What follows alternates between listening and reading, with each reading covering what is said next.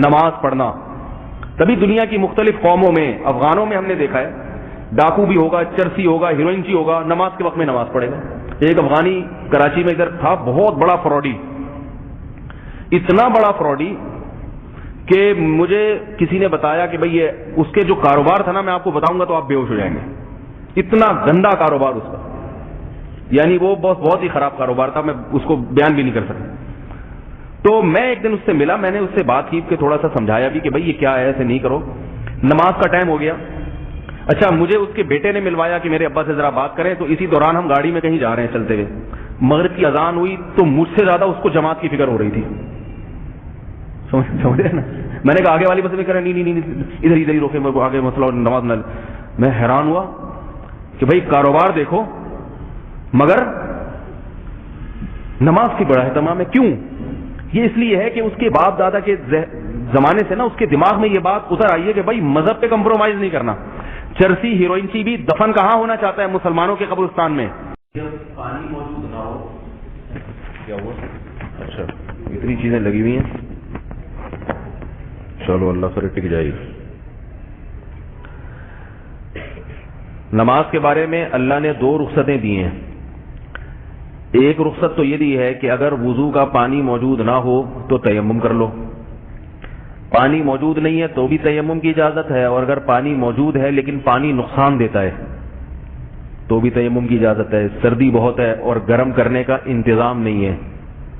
یاد رکھیے, اگر سردی ہے اور پانی گرم کرنے کا انتظام ہے تو پھر تیمم جائز نہیں ہے, اسے گرم کرنا پڑے گا پانی کو.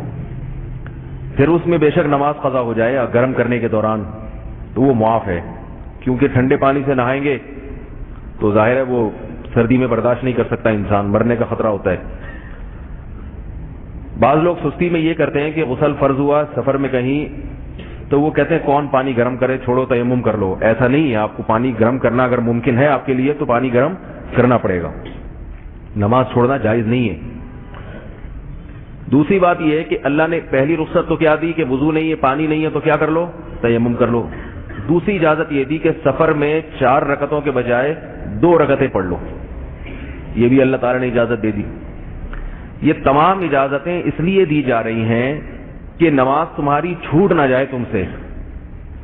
سفر میں 4 کا حکم ہوتا تو تم یہ کہہ سکتے تھے کہ اللہ جلدی بھی ہے, بس نکلنے کا خطرہ بھی ہے, ٹرین چھوٹنے کا خطرہ بھی ہے, یہ مسائل ہیں, کھڑے ہونے کی جگہ نہیں ہے, تو پوری 4 اس لیے میں نے نماز چھوڑ دی. تو اللہ نے کیا کہا, لیس علیکم جناح اذا ضربتم فی الارض ان تقصروا من الصلاۃ, کہ بھئی نماز میں کمی کر سکتے ہو. تو اب یہاں ایک غلط فہمی لوگوں کو یہ ہو جاتی ہے, سفر میں بعض لوگ یہ کرتے ہیں کہ بیٹھے بیٹھے نماز پڑھنا شروع کر دیتے ہیں, جہاں ٹرین کا رخ ہے یا جہاں بس کا رخ ہے یا جہاں جہاز جا رہا ہے وہ ادھر ہی کھڑے ہو کے نہیں پڑھتے, اور بعض سرے سے پڑھتے ہی نہیں ہیں. 3 غلطیاں ہوتی ہیں. پہلی غلطی, بعض پڑھتے ہی نہیں, کہتے سفر ہے چلتا ہے, اللہ غفور رحیم ہے, سفر میں تو بہت ساری شریعت نے رخصتیں دی ہیں. بعض پڑھتے ہیں مگر بیٹھے بیٹھے پڑھتے ہیں. ان سے کہا جائے بھائی نماز کھڑے ہو کر پڑھو تو کہتے ہیں سفر ہے, سفر میں اللہ تعالیٰ نے آسانیاں پیدا کی ہیں. سمجھ رہے بات؟ اور بعض کیا کرتے ہیں, بیٹھ کے بھی پڑھتے ہیں اور قبلہ رخ بھی نہیں ہوتے. ان سے کہا جائے تو بھی یہی دلیل کہ سفر ہے, اللہ غفور الرحیم ہے. تو اللہ نے جو رخصتیں ہمیں دی ہیں وہ یہ بتانے کے لیے کہ میں نے جو رخصتیں تمہیں دی ہیں وہ تو رخصت ہے, اپنی طرف سے تمہیں اجازت نہیں ہے اس میں ایڈیشن کی. دیکھو اگر اللہ 4 کی 2 نہ کرتے, پھر اگر کوئی یہ کہتا کہ سفر ہے میں 4 کے بجائے 2 پڑھوں گا تو ہو جاتی 2 اس کی. بھائی اس کو کس نے اتھارٹی دی ہے, کس نے اختیار دیا ہے کہ وہ خود سے فیصلہ کرے کہ سفر ہے لہذا چونکہ اللہ نے وہاں بھی آسانی دی تو یہاں بھی, کس نے اختیار دے دیا؟ فرض نماز میں قیام فرض ہے, کھڑے ہو کر نماز پڑھنا فرض ہے. اگر آپ کھڑے ہو کر نماز ادا نہیں کریں گے تو جیسے مقام پہ نماز نہیں ہوتی, سفر میں بھی بیٹھ کے نماز نہیں ہوتی, اس میں بھی کھڑے ہو کر نماز پڑھنی پڑے گی اور قبلہ رخ ہونا پڑے گا. اس میں بھی قبلہ رخ ہوئے بغیر بھی نماز سفر میں بھی ادا نہیں ہوگی. اور تیسری بات یہ کہ پڑھنا بھی پڑے گی. نہیں آ رہی بات؟ ایسا نہیں ہے کہ چلو چھوڑو بعد میں گھر جا کے پڑھ لیں گے. اگر چھوڑنے کی اجازت ہوتی, سفر میں نماز ترک کرنے کی اجازت ہوتی تو اللہ 4 کی 2 نہ کرتا. سمجھ رہے بات کو؟ اللہ 4 کی 2 نہ کرتا، اس لیے کیے کہ تاکہ تمہارے پاس اب چھوڑنے کے لیے کوئی عذر موجود نہ رہے۔ یہ بات خوب اچھی طرح ذہن میں رکھیں، خوب اچھی طرح ذہن میں بٹھا دیں کہ اسلام میں نماز قضا کرنے کا کوئی تصور نہیں ہے۔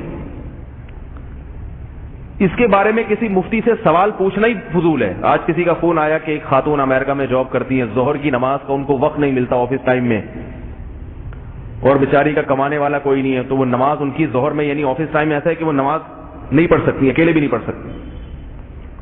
میں نے کہا بھائی جاب چھوڑنی پڑے گی ان کو، جاب کرنا ان کے لیے جائز نہیں ہے، حرام ہے، گناہ کبیرہ ہے، نماز پہ ہے ہی نہیں، دو رائے ہو ہی نہیں سکتی اس میں، جاب چھوڑ دیں، کچھ بھی کریں، یا جاب کرتے ہوئے وہیں پڑھیں کھڑے ہو کر، جس طرح سے ممکن ہو، لڑے عملے سے کچھ بھی ہو، نماز قضا کرنے کی اجازت نہیں۔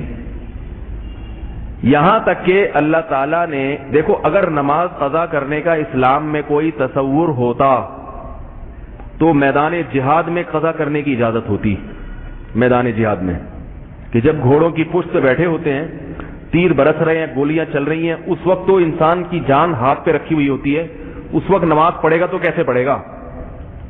سمجھ رہے بات کو؟ تو اللہ نے اس وقت بھی چھوڑنے کی اجازت نہیں دی۔ البتہ نماز میں ایک اور آسانی پیدا کر دی کہ میدان جنگ میں جب تم لڑ رہے ہو تو گھوڑے کا رخ دشمن کی طرف ہے، سمجھ رہے؟ وہ رخ تم تبدیل نہیں کر سکتے، کیونکہ پشت کرو گے تو وہ تو مار دے گا تمہیں، تو جس طرف تمہارا رخ ہے اسی طرف نیت باندھ لو، اور ایسی صورت میں گھوڑے سے اترنا بھی ضروری نہیں ہے، کیونکہ اترو گے تو مارے جاؤ گے، گھوڑے پہ بیٹھے بیٹھے پڑھ لو۔ اب یہ بڑا عجیب حکم ہے کہ لڑائی ہو رہی ہے، گھوڑے پہ بیٹھے بیٹھے نماز پڑھیں، گھوڑا چل بھی رہا ہے، دوڑ بھی رہا ہے، اور آپ نے نماز کی نیت باندھ لی اور 2 رکعتیں پڑھیں گے، یہ کیسے ممکن ہے؟ تو آگے اللہ نے اس بات کا جواب دیا، فَإِذَا اطْمَأْنَنْتُمْ فَأَقِيمُوا الصَّلَاةَ، فرمایا جب اطمینان کی حالت میں آ جاؤ اور یہ جنگ ختم ہو جائے تو پھر جو نماز ہوگی وہ اپنے طریقے سے پڑھو، لیکن جنگ کے دوران تم اس طرح سے پڑھ سکتے ہو، اے اللہ اتنی کیا ایمرجنسی ہے، ایسی کیا مسئلہ ہے کہ اتنی سخت حالت میں بھی آپ نے حکم دیا ہے نماز پڑھو، رجالن او رکبانا، فرمایا پیدل چلتے ہوئے پڑھو یا سوار ہو کے پڑھو، بعض دفعہ رکنا ممکن نہیں ہوتا میدان جنگ میں، تو چلتے چلتے پڑھ لو۔ اب کیسے؟ اللہ نے اس کا جواب دیا، ان الصلاۃ کانت علی المؤمنین کتابا موقوتا، فرمایا اس لیے کہ نماز مومنین پر اپنے مقررہ وقتوں میں فرض ہے۔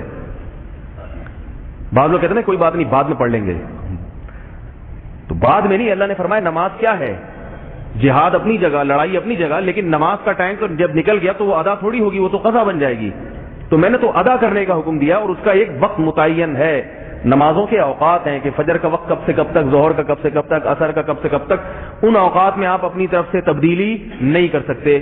اور اسی قرآن مجید کی آیت سے امام ابو حنیفہ نے استدلال کیا ہے کہ سفر میں بھی 2 نمازوں کو آپ اکٹھا نہیں کر سکتے، کیونکہ اللہ نے قرآن میں کیا حکم دیا، میں نے نمازوں کو اپنے مقررہ اوقات میں فرض کیا ہے۔ سمجھ میں آ رہی ہے بات؟ رہی وہ حدیث، تھوڑی سی علمی بات ہے، عرب ملکوں میں رہنے والے بھی بیان سنتے ہیں نا، تو تاکہ ان کو، وہ جب عرب سعودی عرب وغیرہ جاتے ہیں، وہ لوگ حنبلی مسلک کے ہیں اور شافعی ہیں، تو وہ کیا کرتے ہیں، سفر میں ظہر کو قضا کر دیتے ہیں، عصر کے وقت میں پڑھتے ہیں، اور بعض دفعہ یہ کرتے ہیں کہ ظہر اور عصر ایک ہی وقت میں پڑھ لیتے ہیں اور مغرب کو قضا کر کے عشاء میں لے جاتے ہیں۔ ہمارے ہاں پاکستان میں جو مسلک اہل حدیث کے حضرات ہیں وہ بھی یہ کرتے ہیں، سفر میں ظہر عصر اکٹھی پڑھ لیں گے اور مغرب عشاء اکٹھی، یعنی قضا کر کے پڑھ لیں گے۔ تو امام ابو حنیفہ رحمہ اللہ تعالیٰ کی دلیل قرآن مجید کی آیت ہے کہ نمازوں کو اللہ نے مقررہ اوقات میں فرض کیا ہے۔ رہی یہ بات کہ بھئی حدیث میں تو آتا ہے کہ رسول اللہ صلی اللہ علیہ وسلم نے نمازوں کو سفر میں جمع فرمایا ہے، یہ صحیح حدیث ہے بخاری اور مسلم کی۔ اب میرے پاس فون آتے ہیں نا لوگوں کے، ہر طرح کا طبقہ کے فون آتے ہیں، بعض کہتے ہیں ہم سفر میں، وہ بعض اہل حدیث نے کہا کہ 2 اکٹھی پڑھیں گے، ہم نے نہیں پڑھی تو کہتے ہیں حدیث میں آتا ہے، تو پھر وہی مسئلہ شروع ہو جاتا ہے کہ تم ابو حنیفہ کو فالو کرتے ہو، حدیث کو فالو کرتے ہو، ابو حنیفہ یہ کہہ رہے ہیں، حدیث وہ کہہ رہی ہے، تو وہ بیچارہ عجیب سی ششکوپن میں پڑ جاتا ہے وہ کہ میں کیا کروں۔ تو یہاں بھی یاد رکھیں امام ابو حنیفہ رحمہ اللہ تعالیٰ کی دلیل اس مسلک میں بہت مضبوط ہے۔ اس مسئلے میں وہ دلیل یہ ہے کہ یہ جو حدیث میں آتا ہے کہ رسول اللہ صلی اللہ علیہ وسلم نے 2 نمازوں کو ایک وقت میں جمع فرمایا ہے، اس سے صورتاً جمع کرنا مراد ہے، حقیقتاً جمع کرنا مراد نہیں ہے۔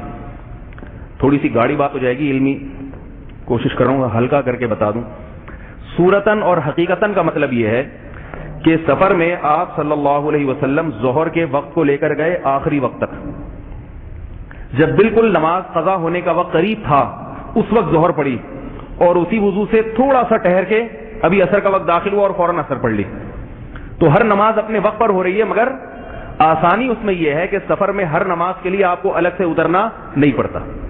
اسی طرح مغرب کے وقت کو آپ صلی اللہ علیہ وسلم نے مؤخر کیا سفر میں، اور عشاء کے قریب قریب لے گئے کہ مغرب کا وقت جب قضا ہونے کے قریب تھا اس وقت مغرب کی نماز پڑھی، اور جیسے ہی مغرب کا سلام پھیرا ہے تھوڑی سی تاخیر کے ساتھ عشاء کا وقت داخل ہو گیا تو ادھر ہی بیٹھے بیٹھے عشاء کی نماز بھی پڑھ لی. یہ جائز ہے. سمجھ میں آ رہی ہے بات؟ یہ بالکل جائز ہے، یہ فقہ حنفی میں بھی جائز ہے. سفر میں آپ اس طرح سے کر سکتے ہیں. اور سوال یہ پیدا ہوتا ہے کہ بھئی حدیث کی یہ تعویل آپ نے کس دلیل کی بنیاد پہ کی ہے؟ حدیث میں تو الفاظ مطلق ہیں کہ رسول اللہ صلی اللہ علیہ وسلم نے سفر میں ظہر اثر کو اکٹھا کیا اور مغرب عشاء کو اکٹھا کیا ہے. سمجھ میں آ رہی ہے بات؟ تو حدیث کے اکٹھے کا تو یہی مطلب ہوتا ہے. بلکہ بعض روایات میں یہ صراحت ہے کہ مغرب کو مؤخر کیا عشاء کے وقت تک اور عشاء کو مقدم کیا. بعض میں یہ الفاظ ہیں تو اس میں تو عشاء کے وقت تک کے الفاظ ہیں کہ عشاء کے وقت تک. اسی طرح ظہر کو مؤخر کیا عصر کے وقت تک. تو یاد رکھیں یہاں جو وقت تک مراد ہے اس کا مراد یہ نہیں کہ حقیقتاً وقت داخل ہو چکا تھا. جیسے میں کسی کو کہتا ہوں وہ آدمی مسجد تک گیا، ضروری نہیں ہے کہ مسجد کے اندر داخل ہو گیا وہ. مسجد کے قریب پہنچنے کو بھی مسجد تک سے تعبیر کیا جاتا ہے. اور اس تعویل کی دلیل یہ ہے کہ حدیث میں آتا ہے، دو حدیثیں صرف پیش کروں گا بلکہ تین روایتیں. ایک حضرت عبداللہ ابن عمر رضی اللہ تعالی عنہ سے صحیح سند کے ساتھ حدیث ثابت ہے کہ حضرت عبداللہ ابن عمر رضی اللہ تعالی عنہ سفر میں تھے. جب سفر میں تھے تو ان کی زوجہ کا خط آیا کہ میری طبیعت خراب ہے اور میں بستر مرگ پر ہوں، یعنی میری جان کنی کا وقت ہے، بس موت واقع ہونے والی ہے، آپ سفر سے واپس لوٹیں. تو عبداللہ ابن عمر رضی اللہ تعالی عنہ نے قاصد کو بھیجا اور کہا کہ جاؤ ان کو اطلاع دے دو الا للہ ما اخذ ولہ ما اعطى، کہ اللہ کی طرف سے سب کچھ، اگر موت مقدر ہے تو اس پہ صبر کرو. تو ان کی زوجہ نے دوبارہ خط بھیجا کہ آپ کو میں اللہ کا واسطہ دے رہی ہوں کہ آپ فوراً واپس پہنچیں. عبداللہ ابن عمر نے جب یہ خط دوبارہ پڑھا تو فوراً واپس. اب سفر میں بہت جلدی تھی ان کو کہ بھئی زوجہ کی زندگی میں زوجہ کے پہلے سفر ایسے تو نہیں ہوتے تھے کہ جہاز کا ٹکٹ کرایا اور 2 منٹ میں آپ پہنچ گئے، بہت جلدی تھی سفر میں. تو حضرت عبداللہ ابن عمر رضی اللہ تعالی عنہ نے بہت تیزی جو ہے نا گھوڑے پر سفر کیا یا اونٹ پر، اور آپ کے ساتھ صحابہ کی اور تابعین کی ایک جماعت بھی تھی. مدینہ کی طرف آپ واپس آ رہے تھے تو مغرب کی نماز کا وقت داخل ہوا تو آپ نے منع، لوگوں نے کہا کہ حضرت نماز کا وقت ہو گیا، آپ نے فرمایا ٹھہرو ابھی ٹھہرو. یہاں تک کہ راوی کہتے ہیں کہ جب مغرب کی نماز کا وقت قضا ہونے کے قریب ہو گیا تو عبداللہ ابن عمر رضی اللہ تعالی عنہ نے مغرب کی نماز ادا فرمائی.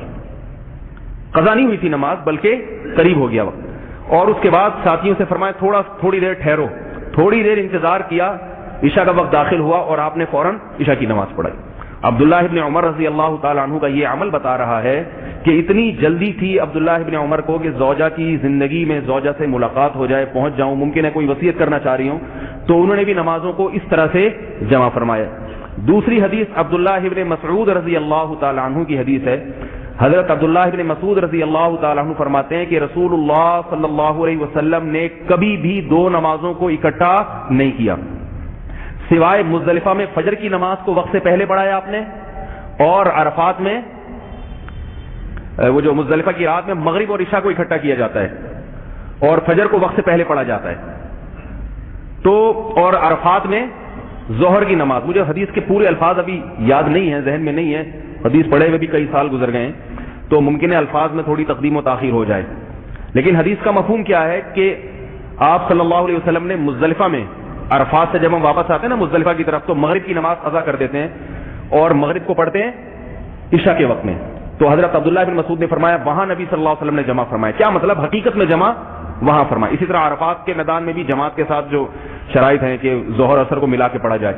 اس کے علاوہ عبداللہ بن مسعود رضی اللہ تعالیٰ عنہ فرماتے ہیں کبھی بھی نبی صلی اللہ علیہ وسلم نے اپنی نمازوں کو اپنے وقت سے مؤخر نہیں کیا. اور مزدلفہ میں فجر کی نماز کو وقت سے پہلے، یہاں وقت سے پہلے سے مراد یہ ہے کہ وقت معہود یعنی جو عام معمول تھا نماز پڑھنے کا اس سے پہلے، یہ نہیں کہ بالکل ہی وقت داخل ہونے سے پہلے. تو عبداللہ ابن مسعود رضی اللہ تعالی عنہ رسول اللہ صلی اللہ علیہ وسلم کے سفر اور حضر کے ساتھی ہیں تو وہ اتنا بڑا دعویٰ نہیں کر سکتے. اور تیسری دلیل بس وہ بیان بتا کے آگے چلتا ہوں، وہ یہ ہے کہ صحیح مسلم کی حدیث ہے کہ نبی صلی اللہ علیہ وسلم نے مدینہ میں 2 نمازوں کو اکٹھا پڑھائے، ظہر اثر کو ملا کے پڑھائے۔ پوچھا کہ ایسا کیوں کیا؟ فرمایا کہ تاکہ میری امت حرج اور مشقت میں واقع نہ ہو، اور حدیث کے الفاظ ہیں نہ کوئی بیماری تھی اور نہ سفر تھا۔ 2 نمازیں آپ صلی اللہ علیہ وسلم نے اکٹھی پڑھی ہیں۔ اب یہاں اکٹھی کا مطلب کیا یہ لیا جا سکتا ہے کہ بغیر عذر کے آپ صلی اللہ علیہ وسلم نے ظہر اثر بالکل ملا کے پڑھی ہوں؟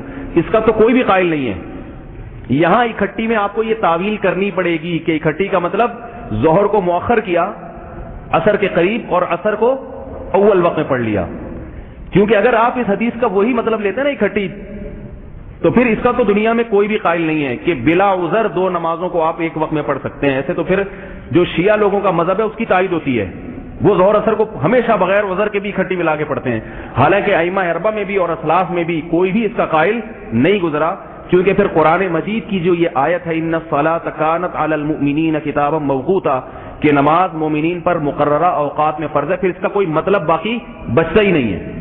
تو جیسے وہاں آپ یہ تعویل کر رہے ہیں کہ 2 نمازیں جو آپ نے اکٹھی پڑھی ہے اس کا مطلب ظہر کو مؤخر اور اثر کو مقدم، تو باقی جگہوں پر بھی امام حنیفہ یہ کہتے ہیں کہ سفر میں جہاں بھی 2 نمازوں کو اکٹھا پڑھنے کا مسئلہ ہے وہاں اکٹھے سے کیا مراد ہے؟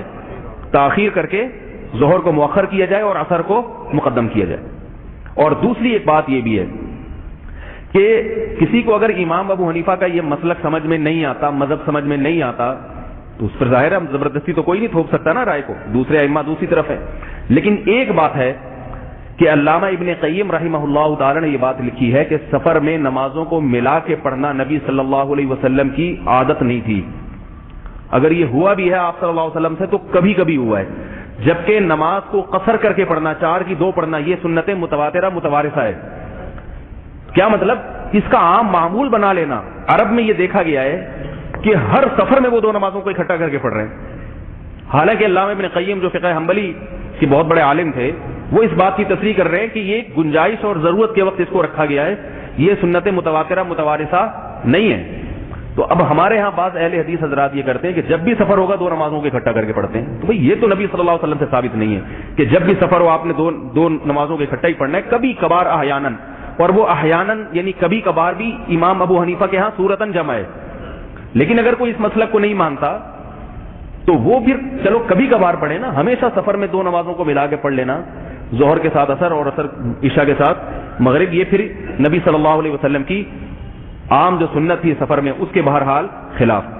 ایک بات میں یہاں یہ بتاؤں کہ اس سے بہرحال اتنا پتہ چلتا ہے کہ بیماری کی حالت میں اور سفر کی حالت میں یا کسی عذر کی حالت میں 2 نمازوں کو آپ اس طرح سے ملا سکتے ہیں کہ ظہر کو مؤخر کریں اور اثر کو مقدم، مغرب کو مؤخر کریں اور عشاء کو مقدم۔ یہ میں اس لیے بتا رہا ہوں کہ بعض لوگ ہسپتال میں بیمار ہوتے ہیں، ایڈمٹ ہوتے ہیں، ان کو ہر نماز اپنے وقت پہ پڑھانا اچھا خاصا مشکل کام ہوتا ہے، بوڑھا آدمی ہے اسے وضو کرانا بار بار مشکل ہے، تو پھر شریعت کی اس رخصت سے فائدہ اٹھانا چاہیے۔ لوگ مجھ سے پوچھتے ہیں تو میں ان کو یہ بات بتاتا ہوں کہ بھائی نقشہ رکھو گھر میں کہ ظہر قضا کب ہو رہی ہے اور عصر شروع کب ہو رہی ہے، سمجھ رہے ہو بات؟ تو ظہر کے قضا ہونے میں جب 5 منٹ رہ جائیں اپنے بوڑھے والد کو وضو کرائیں، بلکہ 6 منٹ زیادہ ٹائم رہ جائے تاکہ وہ وضو کر کے آرام سے فرائض پڑھ سکیں، تو وضو کرا کے ان کو جب وہ سلام پھیر لیں تو نقشے میں ٹائم دیکھیں 1-8 منٹ رہ گیا ہوگا نماز قضا ہونے میں، کم از کم 10 منٹ کی نماز تو پڑھائیں نا وہ، تو آپ وقت قضا ہونے سے 10 منٹ پہلے وضو کرانا شروع کرائیں ان کو، سمجھ رہے ہو بات کو؟ تو جیسے ہی نماز کا سلام پھیریں تھوڑا سا ٹائم 1-2-3 منٹ ٹھہر جائیں، 2-3 منٹ، اور فوراً اثر پڑھا دیں۔ اب آپ کی لمبی چھٹی ہو گئی کہ نہیں ہو گئی؟ وہ بھی سکون سے قضاء حاجت کے مسائل ہوتے ہیں بیماروں کے ساتھ، بار بار ان کا جو ہے نا وہ کپڑا ناپاک ہو رہا ہوتا ہے، اس کو پاک کرنا مشکل ہوتا ہے۔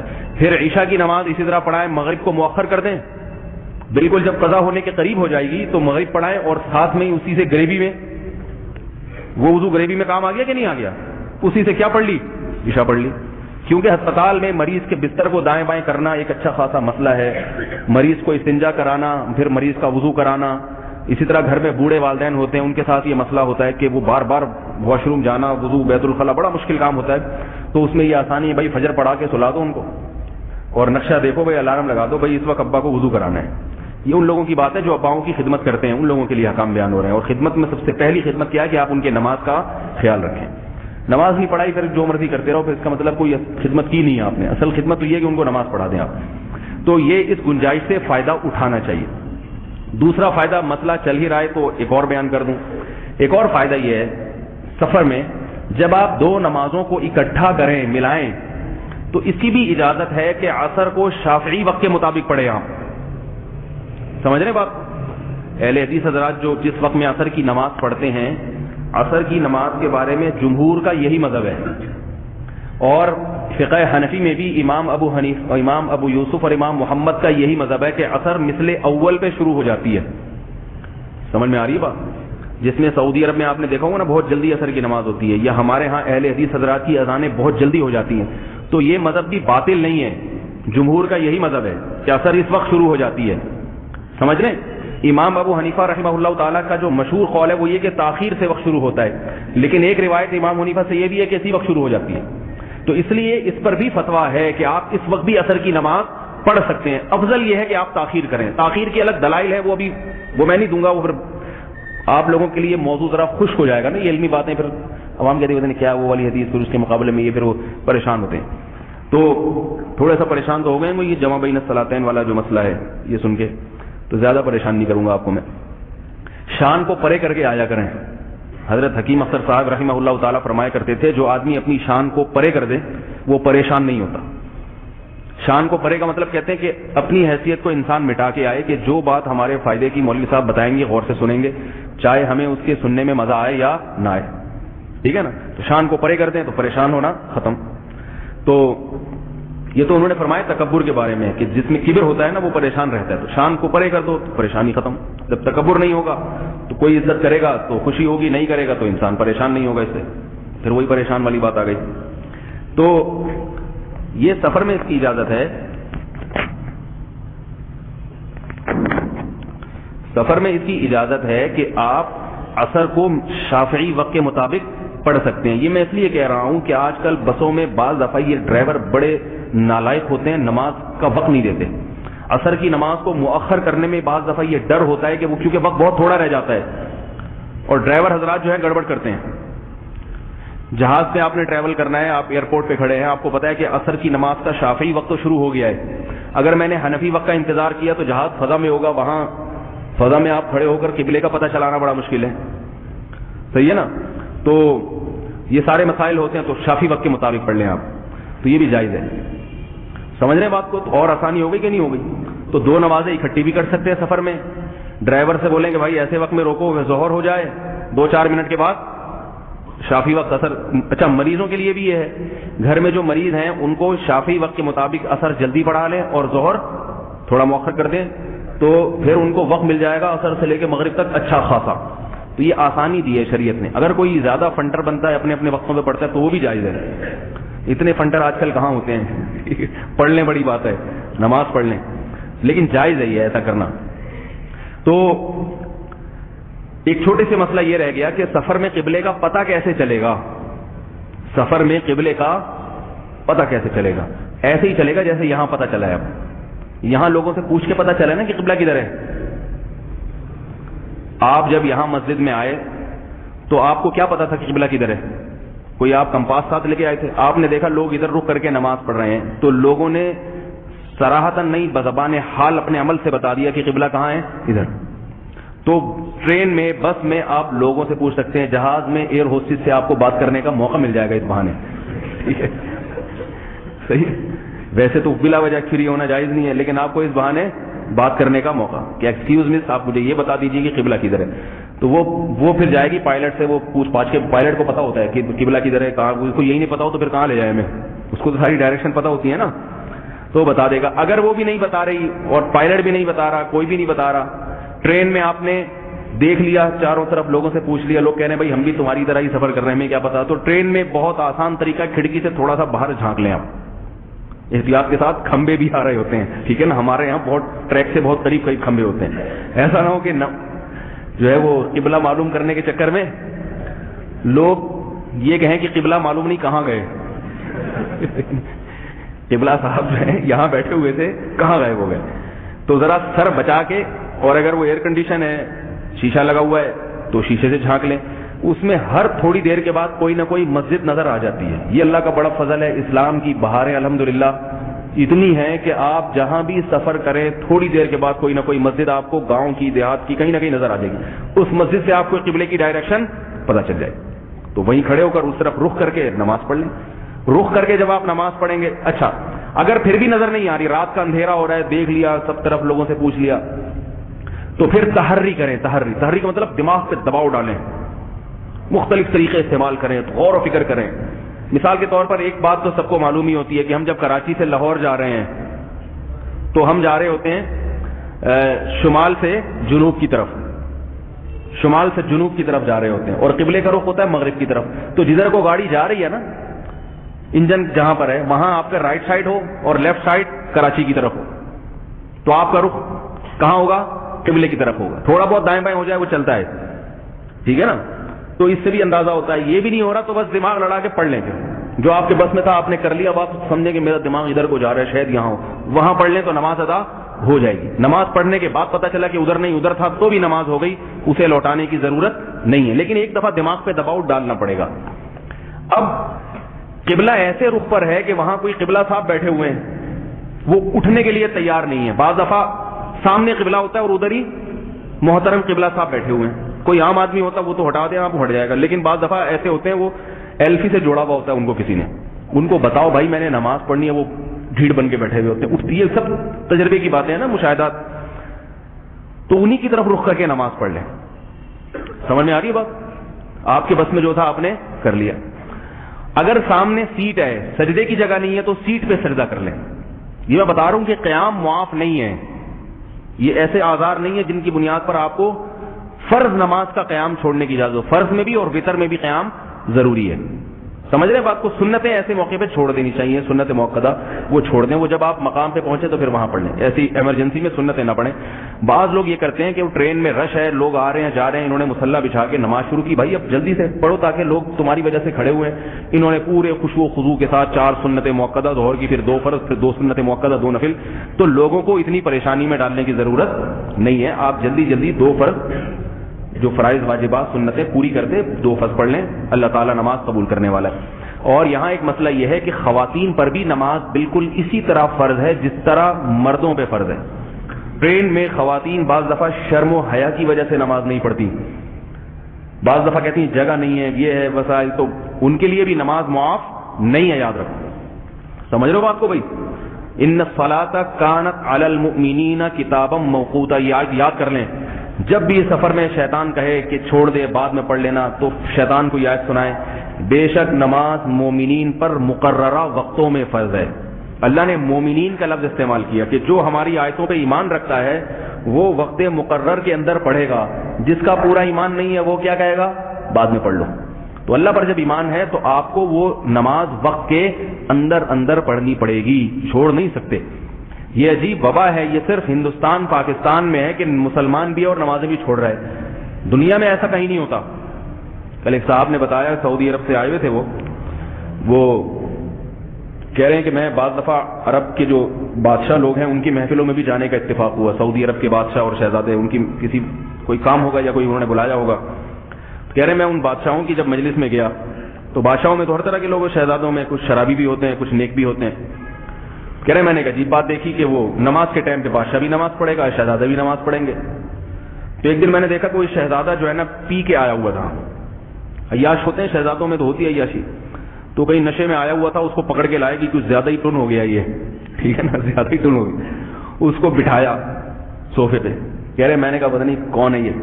نماز کا ٹائم ہوا تو وہ بھی کھڑے ہو کر، اس کو بھی نماز کی فکر ہے کہ بھائی جلدی سے نماز پڑھ لوں قضا نہ ہو جائے.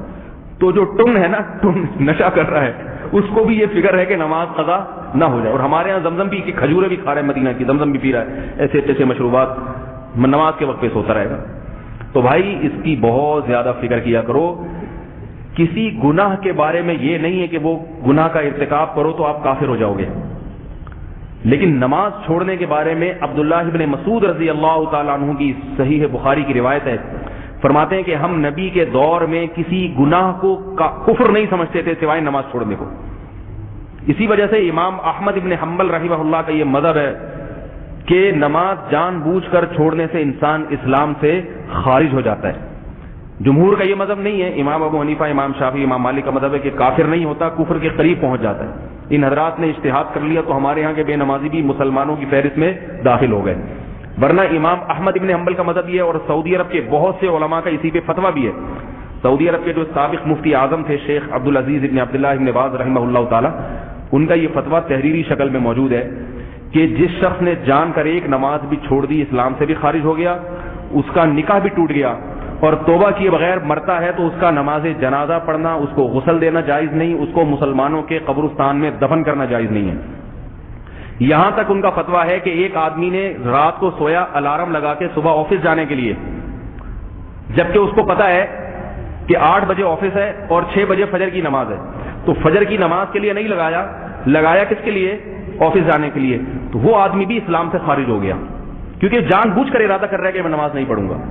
تو بعض علماء کے ایسے سخت فتاوی ہیں اس بارے میں. ٹھیک ہے، جمہور کے نزدیک اس میں تعویل ہے، مگر عبداللہ بن مسعود رضی اللہ تعالیٰ عنہ کی بخاری مسلم کی صحیح روایت ہے اور بہت سے علماء کا ہر دور میں یہ فتویٰ رہا ہے. اس لیے میرے بھائی یہ نماز کے معاملے کو ہلکا نہ سمجھیں، اس پہ مضبوطی سے قائم ہو جائیں. یہ چھوڑنے کی گنجائش نہیں ہے. اسلام کی جیسے ہوتا ہے نا، ہندوؤں کا ایک شعار ہوتا ہے، دیوالی پہ سارے ہندو بن جاتے ہیں. جو سیکولر ہوتا ہے نا، ہندو میں سیکولر طبقہ جو مذہب کو نہیں مانتا، وہ بھی دیوالی کے وقت میں تھوڑی بہت رسومات کرتا ہے، یہ ثابت کرنے کے لیے کہ میرے باپ دادا ہندو تھے اور میں بھی مذہباً ہندو ہوں، چاہے وہ ہندوؤں کے کسی بات کو فالو نہ کرتا ہوں. عیسائی کتنے سیکولر ہو جائیں، کتنے لبرل ہو جائیں، کتنے مذہب سے بیزار ہو جائیں، مگر عیسائی کرسمس کے دن اپنا عیسائی ہونا ثابت کرتا ہے کہ نہیں کرتا؟ کرسمس میں وہ ثابت کر دے گا میں کیا ہوں، عیسائی ہوں. تو یاد رکھیں کچھ چیزیں اسلام کے شعائر میں سے ہیں کہ وہ جب ہوتی ہیں تو آپ چاہے خدا نخواستہ زانی ہیں، شرابی ہیں، چور ہیں، اچکے ہیں، لیکن اپنا مسلمان ہونا ثابت کرنے کے لیے آپ کو وہ کام کرنا پڑتا ہے. تو ان شاعر میں سے ایک بہت بڑا شعار کیا ہے؟ نماز پڑھنا. تبھی دنیا کی مختلف قوموں میں، افغانوں میں ہم نے دیکھا ہے ڈاکو بھی ہوگا، چرسی ہوگا، ہیروئنچی ہوگا، نماز کے وقت میں نماز پڑھے گا. ایک افغانی کراچی میں ادھر تھا، بہت بڑا فراڈی، اتنا بڑا فراڈی کہ مجھے کسی نے بتایا کہ بھئی یہ اس کے جو کاروبار تھا نا، میں آپ کو بتاؤں گا تو آپ بے ہوش ہو جائیں گے. اتنا گندا کاروبار اس کا، یعنی وہ بہت ہی خراب کاروبار تھا، میں اس کو بیان بھی نہیں کر سکتا. تو میں ایک دن اس سے ملا، میں نے اس سے بات کی کہ تھوڑا سا سمجھایا بھی کہ بھئی یہ کیا ہے، ایسے نہیں کرو. نماز کا ٹائم ہو گیا. اچھا، مجھے اس کے بیٹے نے ملوایا کہ میرے ابا سے ذرا بات کریں. تو اسی دوران ہم گاڑی میں کہیں جا رہے ہیں چلتے ہوئے، مغرب کی اذان ہوئی تو مجھ سے زیادہ اس کو جماعت کی فکر ہو رہی تھی. سمجھ رہے نا؟ میں نے کہا آگے والی بس میں کریں، نہیں ادھر ہی روکے، میرے کو آگے مسئلہ نماز نہ. میں حیران ہوا کہ بھئی کاروبار دیکھو مگر نماز کی بڑا اہتمام ہے. کیوں؟ یہ اس لیے ہے کہ اس کے باپ دادا کے زمانے سے نا اس کے دماغ میں یہ بات اتر آئی ہے کہ بھائی مذہب پہ کمپرومائز نہیں کرنا. چرسی ہیروئنچی بھی دفن کہاں ہونا چاہتا ہے؟ مسلمانوں کے قبرستان میں. وہ چاہتا ہے کہ میرا جنازہ کون پڑھائے؟ مولوی صاحب. یعنی مجھے مسلم سمجھا جائے، چاہے کوئی شرابی ہو، چاہے کوئی ہیروئنچی ہو، چاہے کوئی زانی ہو، لیکن وہ اسلام پہ تو کمپرومائز نہیں کرے گا نا. مذہب سے تو انسان کو فطرتاً محبت ہوتی ہے کہ بھئی ایسا نہ ہو کہ مجھے مسلمانوں کے قبرستان ہی میں دفن نہ کیا جائے. زانی بھی چاہے گا کہ میرا جنازہ پڑھا جائے، مسلمانوں کی رسومات ہوں. تو اس کے دماغ میں یہ بات ہے کہ بھائی میں جیسا مرضی 2 نمبر ہوں، لیکن میں اسلام پہ تھوڑی کمپرومائز کروں گا. یہ نماز علامت ہے اس بات کی کہ میں کیا ہوں، میں مسلمان ہوں. تو پہلے مسلمانوں میں یہ بات جو ہے نا دماغوں میں، ہم نے اپنے بڑوں سے سنا کہ بعض یعنی علاقوں میں یہ دستور تھا ہندوستان میں کہ جو نماز نہیں پڑھتا تھا اس سے آخر عمر میں زبردستی اس لیے پڑھوائی جاتی تھی تاکہ اس کا جنازہ حلال ہو جائے. یہ باتیں لوگوں میں مشہور تھیں، تاکہ اس کا جنازہ حلال ہو جائے، اس لیے پڑھوائی جاتی ہے بھائی جنازہ تو حلال ہو جائے تمہارا. تو اب ایسی حالت ہو گئی ہے کہ پڑھ ہی نہیں رہا کوئی، نماز ہی چھوڑ دیتے ہیں. بس میں جب بھی سفر کیا ہے، جو نماز پڑھنے والے ہیں وہ ایسے ٹیک لگا کے آرام سے بیٹھے رہیں گے کہ اگر ڈرائیور نے خود ہی روک دی تو ہم پڑھ لیں گے، نہیں روکی تو کوئی بات نہیں، بعد میں قضا کر دیں گے. یہ نمازیوں کی بات کئی بار مشاہدہ ہوا ہے. بس میں ڈرائیور گاڑی چلا رہا ہے، اٹھ کے میں جاتا ہوں ڈرائیور سے، کنڈکٹر سے، جو بھی ہے انہوں بھائی تو روک لے. ڈائیو میں پہلے نمازوں کا بڑا اہتمام تھا، ڈائیو والوں نے بھی چھوڑ دی. ان کو پتا ہے کہ پبلک کی ڈیمانڈ ہی نہیں ہے، تو وہ تو پبلک ڈیمانڈ پہ چلتے ہیں نا. انہوں نے کوئی نمازوں کے لیے تھوڑی یہ سروس نکالی ہے کہ سب کو راستے میں نمازیں پڑھاتے ہوئے جائیں گے، ان کا تو بزنس ہے. اب میں نے اکثر یہ مشاہدہ کیا ہے کہ کوئی اٹھ نہیں رہا ہوتا. اب جا کے ایک آدمی بولے تو وہ سمجھتا ہے یہ کباب میں ہڈی پتہ نہیں کہاں سے آ کے بیٹھ گیا. تو بعض تو پھر اللہ سے ڈرتے ہیں, جب ایک آدمی بولے تو پھر ایک دو بھی منحنی سی باریک سی آوازیں آنا شروع ہو جاتی ہیں. ہاں بھائی روک لو, ہلکی پھلکی سی آواز. پیشاب آ رہا ہو تو کیسے 2 فٹ اچھل رہے ہوتے ہیں.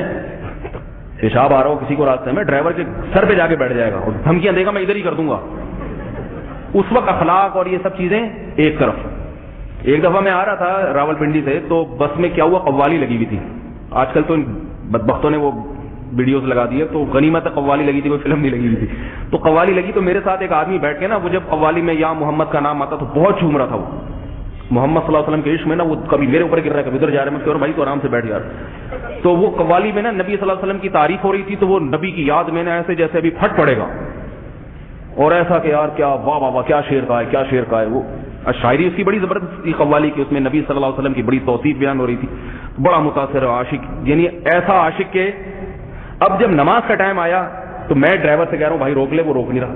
تو یہ قوالی جو سن رہا تھا نا عشق رسول میں, کبھی لیفٹ کبھی رائٹ کبھی دائیں بائیں گر رہا ہے, تو مجھے کہہ رہا ہے مولوی صاحب بیٹھ جاؤ, اللہ بڑا غفور رحیم ہے, سفر ہے. میں نے کہا بھائی نماز اللہ تعالیٰ نے وقت پہ فرض کی ہے. پھر بار بار کہہ رہے بیٹھ جاؤ. مجھے پھر آ گیا غصہ.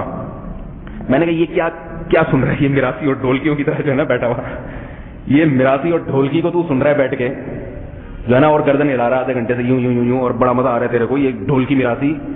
اور جو کرنے کا کام ہے نبی صلی اللہ علیہ وسلم نے جو بتایا کرنے کے لیے, وہ کرنے کے لیے تیار نہیں ہے. وہ اللہ غفور رحیم ہے, معاف ہو جائے گا. تو اللہ غفور رحیم ہے تو پھر کچھ بھی نہ کرو بھائی, نہ فجر پڑھو, پھر اتر کے پڑھنے کی بھی کیا ضرورت ہے, توبہ کر لینا بعد میں. تو ایک دین کے ساتھ ایک استہزاء ہے جو کرنے کا کام ہے. اور یاد رکھو جو عشق رسول میں زیادہ اس طرح کی چیزیں کرتے ہیں نا, وہ عام طور پر عمل میں کسی سے بدگمان نہیں کر رہا آپ کو, لیکن مشاہدہ یہ ہے کہ جو گرجتے ہیں نا وہ برستے نہیں ہیں. یہ مقولہ مشہور ہے, جو کہ گرجتے ہیں وہ برستے. اس سے مجھے ایک چٹکلا یاد آتا ہے. وہ ایک آدمی کسی کے گھر میں گیا تو میزبان کا کتا مہمان کو بھونک رہا تھا بہت زیادہ, بار بار وہی مہمان ڈر رہا ہے کہ کاٹ نہ لے. تو میزبان نے کہا کہ آپ نے سنا نہیں ہے کہ جو بھونکنے والے کتے کاٹتے نہیں ہیں, اسے بھونکتے ہی ہیں, کاٹتے نہیں ہیں. کہہ رہے میں نے تو سنا ہے, پتہ نہیں آپ کے کتے نے بھی سنا ہے کہ نہیں سنا. مجھے تو یہ معلوم ہے کہ بھونکنے والے کتے کاٹتے نہیں, لیکن اس کتے کو بھی تو پتا ہو کہ میں بھونک رہا ہوں تو میں کاٹوں گا نہیں. تو جو زیادہ اس طرح کی وہ کرتے ہیں نا, جھوم رہے ہوتے ہیں قوالیاں سن کے, عملی لحاظ سے زیرو. ہم بھی کوئی عمل میں اتنے تیز نہیں ہیں, لیکن کم از کم تھوڑا سا کہ نماز تو انسان پڑھے نا. تو اس لیے بھائی اللہ کا واسطہ نماز کو ایسے قائم کرو جیسے نماز قائم کرنے کا حق ہے, چھوڑنے کی اجازت نہیں ہے. سفر میں بعض دفعہ نیند آ جاتی ہے اور ایک جوان آدمی پہ غسل فرض ہو جاتا ہے, احتلام ہو جاتا ہے اس کو, تو ایسے موقع پہ نمازی آدمی بھی نماز چھوڑ دیتا ہے. احتلام غسل کہاں کریں, کیوں نہیں کریں بھائی, آپ کے پاس پینے کے پانی ہے تو سر پہ انڈیلنے کے لیے پانی نہیں ملے گا آپ کو کہیں. آپ چلے جاؤ واش روم میں, دروازہ بند کرو اور اپنے اوپر 2-4 لوٹے ڈال لو, نہا لو گے. اس میں کون سا کوئی شیمپو کی ضرورت ہے, نہ کوئی صابن. اول تو سفر میں صابن شیمپو بھی ہوتا ہے لوگوں کے پاس, تو وہاں نماز چھوڑنے کی اجازت نہیں ہے آپ کو. اگر غسل فرض ہو گیا آپ کو سفر میں غسل کرنا پڑے گا.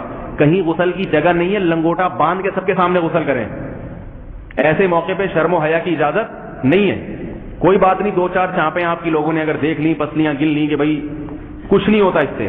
مرد بنے آدمی بنے, عورت ہو تو عورت کے لیے جائز نہیں ہے صدر کھولنا کسی کے سامنے. صدر تو مرد بھی نہیں کھولے گا, لیکن عورت کے لیے پردے کے حکام سخت ہیں. تو اس لیے جب بھی سفر کریں تو پہلے یہ ساری چیزیں طے کہ بھائی نماز کہیں راستے میں قضا نہ ہو جائے, جہاز میں بھی قضا نہ ہو, ایئرپورٹ پہ بھی قضا نہ ہو. اور یہ ساری ترتیبیں پہلے وضو وغیرہ بچا کے رکھا کریں اپنے ساتھ, ٹھیک ہے نا. جب سفر میں جا رہے ہیں وضو قائم رہے. یہی ہے سفر میں انسان کا اندازہ ہوتا ہے, ایک سفر میں اور ایک بیماری میں. خاص طور پہ میں نے اچھے نمازیوں کو دیکھا ہے, جب آخر عمر میں بیڈ ریسٹ ہو جاتے ہیں, کوئی خدا نخواستہ فالج ہو گیا, تو وہ نمازیں ضائع کرنا شروع کر دیتے ہیں. چھوڑو آپ کو مشکل ہے بھائی, یہی آخری وقت ہے. انما الاعمال بالخواتم, کہ اعمال کا مدار آخری وقت پر ہے. آپ ساری زندگی نماز پڑھتے رہے, آپ چھوڑ دی تو شمار آپ کا بے نمازیوں میں ہوگا. اور ساری زندگی چھوڑتے رہے, آپ توبہ کر کے شروع کر دی, تو اللہ آپ کا شمار کس میں کرے گا, نمازیوں میں کر لیں. اب تو اور تاکید ہونی چاہیے. ہم نے اللہ کا شکر ہے ایسے بھی بزرگ دیکھے ہیں جو موت کے منہ میں تھے اور ایسے سخت بیمار, لیکن نماز نہیں قضا ہو رہی. ہمارے حضرت مفتی رشید احمد صاحب رحمہ اللہ تعالیٰ کے خلیفہ تھے حضرت مفتی موسیٰ صاحب, ان کا انتقال ہو گیا. تو بالکل بہت سخت بیمار تھے, ہم ان کی عیادت کے لیے ہاسپٹل میں گئے, تو وہ اپنی بیماری کا ہوش نہیں ہے ان کو. ڈاکٹروں نے جواب دے دیا بھائی زندگی سے نا امید ہو گئے. ان کو اس کا ہوش ہی نہیں تھا کہ میں مر رہا ہوں کہ جی رہا ہوں. 2 چیزیں تھیں, ایک نماز بار بار مسئلہ پوچھتے تھے. تحریر اسی وقت میں مفتیوں کے نام ایک تحریر لکھی کہ طہارت کے لیے مجھے یہ جائز ہے, حالانکہ خود بہت بڑے مفتی تھے اور ان کے دستخط سے فتاوی شائع ہوتے تھے دارالافتاء والارشاد میں, لیکن اپنے لیے کسی اور سے فتویٰ لے رہے ہیں کہ بھئی یہ چادر ناپاک ہو جاتی ہے, پیشاب ہوتا ہے تو اس کو پاک کیسے کیا جائے, اس وقت میں کہ کہیں نماز قضا نہ ہو جائے, طہارت کا اہتمام. اور دو بات, اور آنکھوں سے آنسو گرتے تھے. وہ کیا کہ اے اللہ بس میرے گناہوں کی معافی ہو جائے, اس بات کا غم نہیں کہ میں بچ جاؤں, میری بیماری ٹھیک ہو جائے. وہ بچ گئے تو کیا کرنا ہے بھائی, مر گئے تو کیا ہو, اس کو کوئی اتنی اہمیت ہی نہیں دے رہے. بس آنکھوں سے آنسو ٹپک رہے ہیں کہ بس اللہ سے دعا کرو کہ میری مغفرت ہو جائے. مغفرت ہو جائے تو بتاؤ پھر موت سے اچھی کیا چیز ہے انسان کے لیے, ہے بھائی. مرنا تو ہے, آج نہیں مرو گے تو کل مرو گے, بس یہ فکر ہو کہ میری مغفرت ہو جائے. یعنی گویا بزبان حال یہ کہہ رہے ہیں کہ اگر مغفرت کا مجھے یقین ہو کہ اللہ میری خطاؤں پہ مجھے معاف کر دے گا تو مجھے موت ابھی قبول ہے, لیکن یہ یقین نہیں ہے کہ مغفرت ہوگی کہ نہیں ہوگی. اور عجیب بات ہے, اللہ کے نبی نے فرمایا کہ جس کو یہ ڈر ہو کہ پتہ نہیں مغفرت ہوگی کہ نہیں ہوگی, اور اللہ سے تھوڑی امید بھی ہو, تو اس کی مغفرت اللہ کر دیتے, کیونکہ یہ کیفیت ہر ایک کو نصیب نہیں ہوتی. یہ کیفیت نصیب کس کو ہوتی ہے؟ اللہ والوں کو, جن سے اللہ راضی ہوتا ہے, ان کو آخر وقت میں یہ کیفیت ملتی ہے اللہ کی طرف سے کہ گناہوں کا ڈر بھی ہوتا ہے اور اللہ کی رحمت سے کچھ امید بھی ہوتی ہے. سمجھ میں آ رہی ہے بات کہ نہیں آ رہی؟ ڈر بھی ہوتا ہے کہ کہیں ایسا نہ ہو. اگر ان کو 100% امید ہو جائے کہ مغفرت تو ہوگی ہی ہوگی, تو بھی اس کی علامت ہے کہ اللہ ان سے راضی نہیں ہے, کیونکہ الایمان بین الخوف والرجاء, ایمان جو ہے نا امید اور خوف کے درمیان میں ہے. کیونکہ جب ایک آدمی کو یقین ہو کہ میری مغفرت لازمی ہوگی تو پھر وہ نڈر ہو جائے گا. اللہ کیا چاہتے ہیں کہ میرا بندہ آخر وقت تک مجھ سے ڈرتا رہے. سمجھ میں نہیں آ رہی میرا خیال ہے, ڈرتا رہے مجھ سے. اور یہ بھی نہیں چاہتے کہ نا امید ہو جائے, اتنا ڈر جائے کہ یہ اللہ کو ظالم سمجھنا شروع کر دے کہ اللہ کچھ بھی کرے گا مغفرت تو ہو ہی نہیں سکتی میری, یہ بھی نہیں اللہ چاہتے. تو اللہ کے نبی نے کیا فرمایا کہ آخر وقت میں کیا کیفیت ہونی چاہیے؟ اپنے گناہوں کا خوف بھی ہو کہ ایسا نہ ہو پکڑا جاؤں, اور اللہ سے امید بھی ہو, اور امید کو آخر وقت میں غالب کرنا چاہیے. حدیث میں آتا ہے نا, رسول اللہ صلی اللہ علیہ وسلم نے فرمایا جب کوئی بیمار ہو اس کی عیادت کے لیے جاؤ تو اس کو امیدیں دلاؤ, امیدیں. صحابہ کی بھی یہ سنت تھی, جب کوئی بیمار ہوتا تھا نا اور بستر مرگ پر ہوتا تھا تو ان کو یہ خوف ہوتا تھا کہ میرے پتہ نہیں گناہوں کی مجھے کہیں سزا. گناہ بھی ان کے ہمارے والے نہیں ہوتے, ان کے گناہ اپنے حساب سے ہوتے ہیں. کوئی کسی معاملے میں احتیاط نہیں ہوئی یا کسی معاملے میں کسی مستحب کام کو چھوڑ دیا, وہ اس کو بھی بہت بڑی خطا سمجھتے ہیں. تو صحابہ کرام کی بھی عادت تھی کہ جب کوئی صحابی بستر مرگ پر ہوتے اور ان کو اپنے گناہوں کا خوف ہوتا تو ان کو امیدیں دلایا کرتے تھے, کیونکہ اب عمل کا وقت ختم ہو گیا, عمل کا وقت ختم ہو گیا. حضرت عمر رضی اللہ تعالیٰ عنہ کو جب برچھا لگا اور زندگی سے نا امید ہو گئے, جو کھاتے تھے وہ اس زخم کے راستے سے نکل آتا تھا, سب نا امید ہو گئے, اب یہ زندہ نہیں بچنے والے. تو آخر وقت میں حضرت عمر رضی اللہ تعالیٰ عنہ پہ خوف کا غلبہ رہتا تھا. مجھے تو یہ بتایا نہیں جا رہا کہ ہم جیسے لوگ یہ بات کر رہے ہیں کہ حضرت عمر پہ خوف کا غلبہ, ان کی کتنی نیکیاں, ان کے اعمال گناہوں سے پاک, اور ان پر کس کا غلبہ؟ خوف کا. اور ہماری زندگیاں گناہوں سے بھری ہوئی ہوتی ہیں اور خوف سے ایک آنسو ہماری آنکھ سے کبھی نہیں نکلتا. تو خوف کا غلبہ حضرت عمر پہ زیادہ ہو گیا کہ میرا بنے گا کیا. تو ایک صحابی نے حضرت عمر کو امیدیں دلائیں اس وقت کہ آپ سے اللہ نے اتنے کام لیے ہیں دین کے. یہ سنت ہے کہ ایسے موقع پر نا اس کو اچھے اعمال سامنے لاؤ تاکہ اس کو اللہ کی رحمت کی امیدیں بھی ہوں, ایسا نہ خوف کا زیادہ غلبہ نہ ہو جائے. تو امیدیں بتایا کہ جب اسلام کمزور تھا اللہ نے آپ کے ذریعے اسلام کو طاقت دی, مسلمان کمزور تھے اللہ نے آپ کے ذریعے مسلمان, یعنی خلافت جو قائم ہوئی ہے, ایسی زبردست خلافت قائم کی حضرت عمر نے. تو اتنی نیکیاں گنوائیں, تو حضرت عمر نے جواب میں فرمایا کہ اگر اللہ ان نیکیوں کے بدلے میں صرف اتنا کر لے کہ مجھے جہنم کی آگ سے بچا لے تو مجھے منظور ہے. میں نہیں سمجھتا کہ یہ نیکیاں ایسی ہیں کہ مجھے جنت میں لے جائیں گی, میں نہیں سمجھتا. بس اتنا بھی ہو جائے کہ اللہ ان نیکیوں کی وجہ سے مجھے جہنم سے, خوف کا اتنا غلبہ کہ جہنم سے بچ جاؤں میں. حالانکہ ہمیں یقین ہے کہ حضرت عمر رضی اللہ تعالی عنہ جنتی ہیں, اور آپ صلی اللہ علیہ وسلم نے جن 10 صحابہ کا نام لے کے کہا کہ وہ جنتی ہیں ان میں حضرت عمر بھی ہیں. اس پر ممکن ہے کسی کو اشکال ہو کہ جب نبی نے نام لے کر بتا دیا تھا کہ آپ جنتی ہیں تو پھر تو حضرت عمر کو کیا شبہ ہے جنتی ہونے میں, پھر یہ خوف کیوں ہے؟ اس سے تو یہ کوئی شر پسند یہ کہہ سکتا ہے کہ معاذ اللہ حضرت عمر کو نبی کے وعدے کا یقین نہیں تھا, کوئی شر پسند یہ کہہ سکتا ہے نا. تو اس کا جواب یہ ہے کہ جن کے میں خوف کا غلبہ ہوتا ہے وہ جو ان کی تعریف کی باتیں ہیں نا ان کی تعویل کرتے ہیں, اور جو ان کے خلاف جا رہی ہوتی ہے ان کی تعویل کے بغیر لے لیتے ہیں. مثال کے طور پر آپ کے سامنے کوئی آپ کی آ کے تعریف کرے اور وہ تعریف کرنے والا بہت سچا ہو, تو اگر آپ میں تقویٰ ہوگا تو آپ کیا کہو گے, بھائی ممکن ہے اس بیچارے کو غلط فہمی ہو گئی ہو, تعویل کر لو گے. یا یہ کہ اس نے میرا ایک ظاہری عمل دیکھا ہے اس کی بنیاد پہ کر رہا ہے, اصل تو اس کو پتہ ہی نہیں میں کیا ہوں. تو علماء نے لکھا ہے کہ حضرت عمر رضی اللہ تعالی عنہ, رسول اللہ صلی اللہ علیہ وسلم کی جو حدیث ہے نا کہ عمر فی الجنہ, اس میں اللہ کے خوف کی وجہ سے اور تواضع کی وجہ سے عین ممکن ہے تعویل کرتے ہوں کہ عمر جنتی ہیں اب تک کی خبر کے مطابق, آئندہ کا پتہ نہیں. اگرچہ یہ تعویل صحیح نہیں ہے, ہمارا یہ عقیدہ ہے کہ نبی صلی اللہ علیہ وسلم نے جب فرمایا عمر جنت میں ہے تو پوری اہل سنت والجماعت کا یہ عقیدہ ہے کہ اس حدیث کی اپنے ظاہر پر ہے, یہ قابل تعویل نہیں ہے. اس کا مطلب ہے جنت میں جائیں گے, یقینی پکی ڈھکی بات ہے یہ.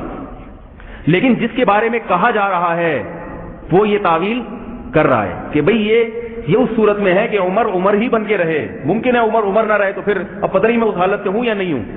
تو یہ خوف کا غلبہ, اور ظاہر ہے نبی نے بشارت اسی لیے دی تھی کہ آپ صلی اللہ علیہ وسلم کے علم میں تھا کہ ان پر امید اور خوف دونوں قائم رہیں گے, کیونکہ اگر امید غالب ہو جائے تو پھر یہ اور خوف بالکل ختم ہو جائے تو پھر یہ اہل جنت کی علامات میں سے ہے ہی نہیں. یہ بالکل ایسے جیسے آپ صلی اللہ علیہ وسلم نے ابو بکر کے بارے میں فرمایا کہ اللہ نے تمہاری اگلی پچھلی سب خطائیں معاف کر دی ہیں. کیا مطلب؟ اس کا ایک مطلب یہ بھی ہے کہ اللہ کو علم ہے کہ ابو بکر سے یا تو خطا ہوگی نہیں, اگر ہوگی تو یہ توبہ کر لے گا, پہلے سے گارنٹی دے دی. اگر ہمیں آگے یہ خبر دے دی جاتی کہ تمہاری سب کچھ معاف, تو آج سے پھر ہماری بدماشیوں کی کیا حالت ہوتی ہے. ہم کہتے ہیں ہمیں تو باقاعدہ سند مل گئی ہے بھائی, تو اسی وجہ سے ہمیں ملی نہیں ہے, ٹھیک ہے نا. یہ انہی لوگوں کو ملی ہے جن کے بارے میں معلوم تھا, اللہ کے علم میں یہ بات تھی کہ یہ تقوی کے اس معیار پر ہیں کہ جنت کی بشارتیں بھی ان میں تواضع کو ختم نہیں کرے گی. تو بات یہاں سے شروع ہوئی تھی, بس جلدی سے ختم کرتا ہوں, کچھ سوالات بھی ہیں کہ بھائی مریضوں کو بھی چاہیے کہ نماز کی پابندی کریں اور مسافر کو بھی چاہیے کہ نماز کی پابندی کریں. نمازوں کو چھوٹی چھوٹی باتوں پہ قضا نہ کیا کریں بلکہ بڑی بڑی باتوں پہ بھی قضا نہ کریں. اللہ تعالیٰ نے کہا کہ اچھا ایک مسئلہ اور رہ گیا, ٹرین میں اگر کھڑے ہو کر نماز پڑھنے میں چکر آ رہے ہیں, گر رہا ہے, تو ہاتھ نہ باندھے, ہاتھ سے کوئی چیز پکڑ لے, سہارا لے لے.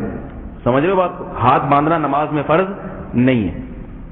اور اگر ہاتھ سے کہیں سہارا لینے کی بھی جگہ نہیں ہے, پھر کھڑے ہو کر پڑھ رہا ہے, چکر آ رہے ہیں, تو پھر بیٹھنے کی اجازت ہے کیونکہ ابھی عذر ہے. ایسے ہی بیمار آدمی کھڑے ہو کر فرض نماز پڑھتا ہے تو چکر آنے کا خطرہ ہے تو وہ بھی بیٹھ کے پڑھ سکتا ہے. یہ ہے فرض کے بارے میں تفصیل. نوافل اور سنتوں میں آسانی ہے, وہ آپ بیٹھ کے پڑھ سکتے ہیں. اور مزید آسانی ہے کہ نبی صلی اللہ علیہ وسلم نوافل سفر میں سواری پہ بھی پڑھ لیا کرتے تھے, اور جہاں سواری کا رخ ہوتا وہی پڑھ لیا کرتے. تو یہ بھی اللہ نے اجازت دے دی ہے کہ آپ سفر میں سواری میں اگر قبلہ رخ ہو سکتے ہیں آسانی سے, ٹھیک ہے, نہیں ہو سکتے تو بس جدھر کو جا رہی ہے ادھر ہی سیٹ پہ بیٹھے بیٹھے نیت باندھ لیں. آپ سمجھ میں آ رہی بات کہ نہیں آ رہی؟ اور شہر میں بھی اس کی اجازت ہے.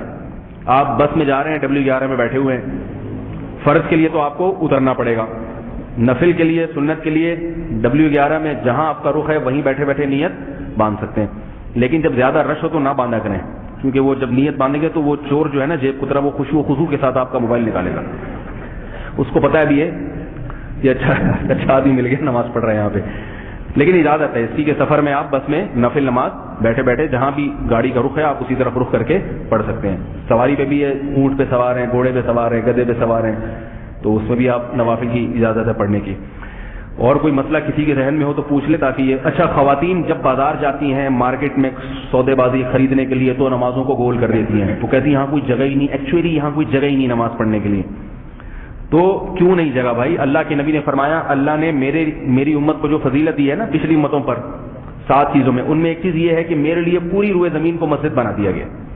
پچھلی امتوں کے لیے نماز قبول نہیں ہوتی تھی جب تک کہ وہ عبادت گاہ میں آ کے نہیں پڑھتے تھے. عیسائیوں کے لیے ضروری تھا چرچ آ کے نماز پڑھیں, یہودیوں کے لیے ضروری تھا کہ اپنے کنیسہ میں آ کے نماز پڑھیں. اللہ نے مسلمانوں کو اجازت دے دی, بھائی مسجد میں جماعت پڑھو, اگر نہیں پڑھ سکتے تو جہاں ہو وہیں پڑھ لو. تو بازار میں ہیں, شاپنگ کرنے گئی ہوئی ہیں, وہیں خریداری, نماز کا وقت ہوا, جائیں کسی بھی مسجد کا پتہ پوچھیں تاکہ وہاں وضو کا پانی مل جائے گا. مسجد قریب میں نہیں ہے, کسی ہوٹل والے سے ریکویسٹ کریں, بھائی میری نماز قضا ہو جائے گی, تھوڑا سا پانی دے دو. نماز کے لیے کوئی بھی نہیں رکتا. یہاں عورت کے لیے شرم و حیا جائز نہیں ہے. کسی ہوٹل والے سے پانی مانگے, چہرہ کھولنا پڑے, مجبوری میں چہرہ کھولنے کی بھی اجازت ہے. وضو کے لیے تو چہرہ کھولنا پڑے گا. کوشش کریں کہیں پردے میں بیٹھ جائیں, وہ جگہ نہیں ہے تو چہرہ کھولنا پڑے گا اس کی, پھر کھولنا لازم ہے, ایسی صورت میں وضو کرنا پڑے گا. آپ نماز کے وقت پھر چہرہ ڈھانک لیں. تو خواتین بھی جو ہے نا جب شاپنگ کرتی ہے, کہیں خریداری کے لیے جاتی ہیں تو پھر وہ یہی مسئلہ ہوتا ہے کہ ایکچولی نماز کہاں پڑھتے, وہ اتنا رش تھا, ایسے ویسے باتیں کرتی ہے بیٹھے, کیوں نہیں پڑھتے بھائی, جاؤ جہاں کھڑے ہو کر پڑھ لو. اور یاد رکھو اللہ نے آسانی یہ بھی دی ہے کہ زمین پوری پاک ہے جب تک کہ ناپاک ہونے کا یقین نہ ہو.